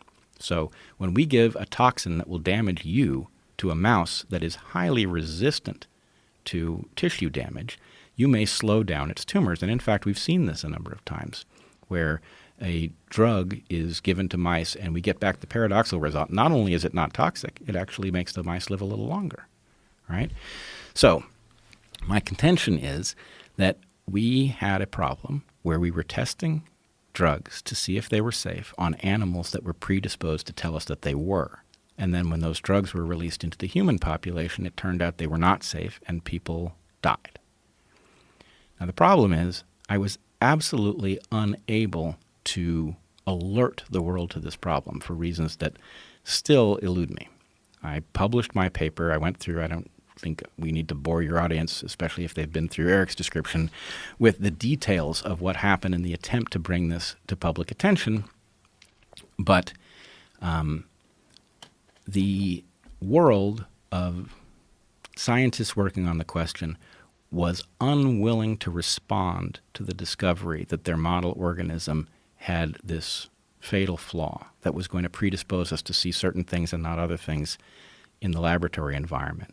The governmental commission that was charged with studying the Vioxx scandal, which I believe was likely the result of something like this, in its 300-page report doesn't mention mice. It doesn't. The Vioxx scandal, which was a drug for arthritis, correct? Yeah. It gave people strokes. Yeah, it did heart damage. Yeah. And so anyway, heart damage is actually probably not heart damage. And by that what I mean is if you take a drug, a substance that damages tissues in the human body, it will show up as heart damage because of the special nature of the heart. So let's say that you took some drug that, killed every 10,000th cell or every 1,000th cell. That would be destructive all over your body. The heart, though, is a special tissue. The heart has a very low capacity for self-repair at a cellular level, very low, for reasons we could go into if you wanted. But because it has a low capacity for self-repair, it is also very vulnerable to something that does some kind of general tissue damage. And it's also an organ that when it fails, it's absolutely conspicuous. So you would expect that if we had substances that were body-wide toxins and we released them into the public, having tested them on mice and not discovering that they were dangerous, that you would see relatively young people die from heart conditions, which is where we would detect that there's a problem before we would detect it anywhere else. So anyway, the government studied this problem after Vioxx, and it put together a report. And the report's 300 pages. It doesn't mention mice. It doesn't mention the genus mus. Do you think they did that to protect themselves? Well, what I know is that I attempted to call their attention. After the report came out, I looked at it, and, it had a physical form, but it lives online. You can search it. And I could see that telomeres weren't mentioned. Mice weren't mentioned. Rodents aren't mentioned. And so I tried to alert them to the fact that they had screwed up, and they blew me off. They wouldn't talk to me. So it raises a question, and I, to this day, cannot answer the question. I can't even say whether or not. So when I've tried to raise this issue, I have run into various kinds of resistance. If I raise it with journalists, what I get back is typically I get interest back at first. And they say, okay, I'm very interested in the story. I'm going to pursue it. I'm going to make a few phone calls. And then they come back to me and they go silent, or they say, well, I talked to some people and they said it's been taken care of, right? Well, I don't know what it's been taken care of means. I published a paper that said, here's a hypothesis about what's going on. Here's I proposed a mechanism whereby telomere elongation would have happened in the breeding colonies in question. And it's been taken care of is a very strange way to describe something that could be an enormous problem. Well, not only, let's say that it was taken care of, right? Let's say that they have altered the breeding protocol and they've fixed the problem. You still have all those drug tests that they've done for... You've got all those drug tests. You've got all of the papers. You've got my paper, which proposes a hypothesis, and I have a right to say, actually, it turns out to be correct, or it wasn't, right? But so anyway, we got back all of these weird answers. It's been taken care of, or even more curious is the argument, well, everybody knows that the mice are bad models, which is insane because this telomere problem... You actually got that response? Yeah. From... several people. I went to several different journalists, and it wasn't that I was told who they contacted. What I was told was that they contacted somebody, and this is what they heard. And so their enthusiasm evaporated at the point they make a phone call. So were they not aware of the consequences of this problem with these mice? So again, we have a serious problem. It's not about mice. It's not about virology. Right? It's a general systemic failure of reason. So what I encountered as a young, somewhat naive graduate student was an instance which frankly woke me up to the fact that my colleagues, even when human life was on the line, were going to pretend they didn't know what was going on. It's quite possible they didn't know until I had put out my hypothesis. And Carol Greider, who later pretended she didn't know what I was talking about, published the empirical work that revealed that indeed lab mice are unusual in having long telomeres. After that work was out, there's no excuse for not investigating what the consequences were. I cannot explain it except to say that the culture of science has become so rotten that this sort of thing is maybe standard operating procedure. Just protecting their ass and protecting the ass of those who give them jobs and all the work that's been done that sort of establishes that they should be doing these tests in the first place. I'm sure they tell themselves some story in which they are the heroes and they are protecting us from something. But I look at my own medicine cabinet, and even though I am aware of what likely happened, I am in no position to protect myself or my family. The only way to be protected from the downstream consequences of this error is to just not take pharmaceuticals. Jesus Christ. Yeah, it's a really huge problem, and the response of the system generally to shut down the lone individual trying to point out a serious problem it's just breathtaking. And when you've seen it, when you've lived it, you never go back. You know, you've looked into the eye of something that is willing to ignore. It's willing to ignore not only human life, but it is willing to ignore the requirements of good science. How could you leave an error like that undescribed? And how is this being discussed on a fucking comedian's podcast? Why is this not front page of the New York Times? Why is this not leading on the news when you're talking about the safety of pharmaceutical drugs? How is this not something that's an enormous story? Well, this raises another question, something I actually wanted to set the record straight about. By and large, I thought Eric did a fantastic job of describing this. In fact, we're here at the tail end of this podcast, and we're both tired, and I feel like I've done a much worse job than he did describing the science. But I wanted to correct one thing, and I think it will help answer the question you just asked me. You asked Eric why I had not pursued this, and you said maybe was he afraid? And Eric indicated that that was some part of it. It's no part of it, and I think Eric has actually forgotten what happened. So I was dogged about this for a decade. I tried everything I could think of. I talked to every journalist who would listen. As I said, I went to the Committee on Drug Safety, the Blue Ribbon Commission. I did everything I could think of. I wrote when Carol Greider, who refused to acknowledge my contribution, got her Nobel Prize, I wrote what I think was a generous op-ed to the New York Times saying that her Nobel Prize was deserved, but that we had this serious problem related to mouse telomeres and that maybe now this Nobel Prize would give us the courage to look at it. They wouldn't publish it. So I tried everything I could think of. And at one point, a good friend of ours, a guy named Mike Brown, he was the former CFO of Microsoft, really good guy, made a ton of money because he was at Microsoft on the ground floor, and he used to hold something he called Science Camp.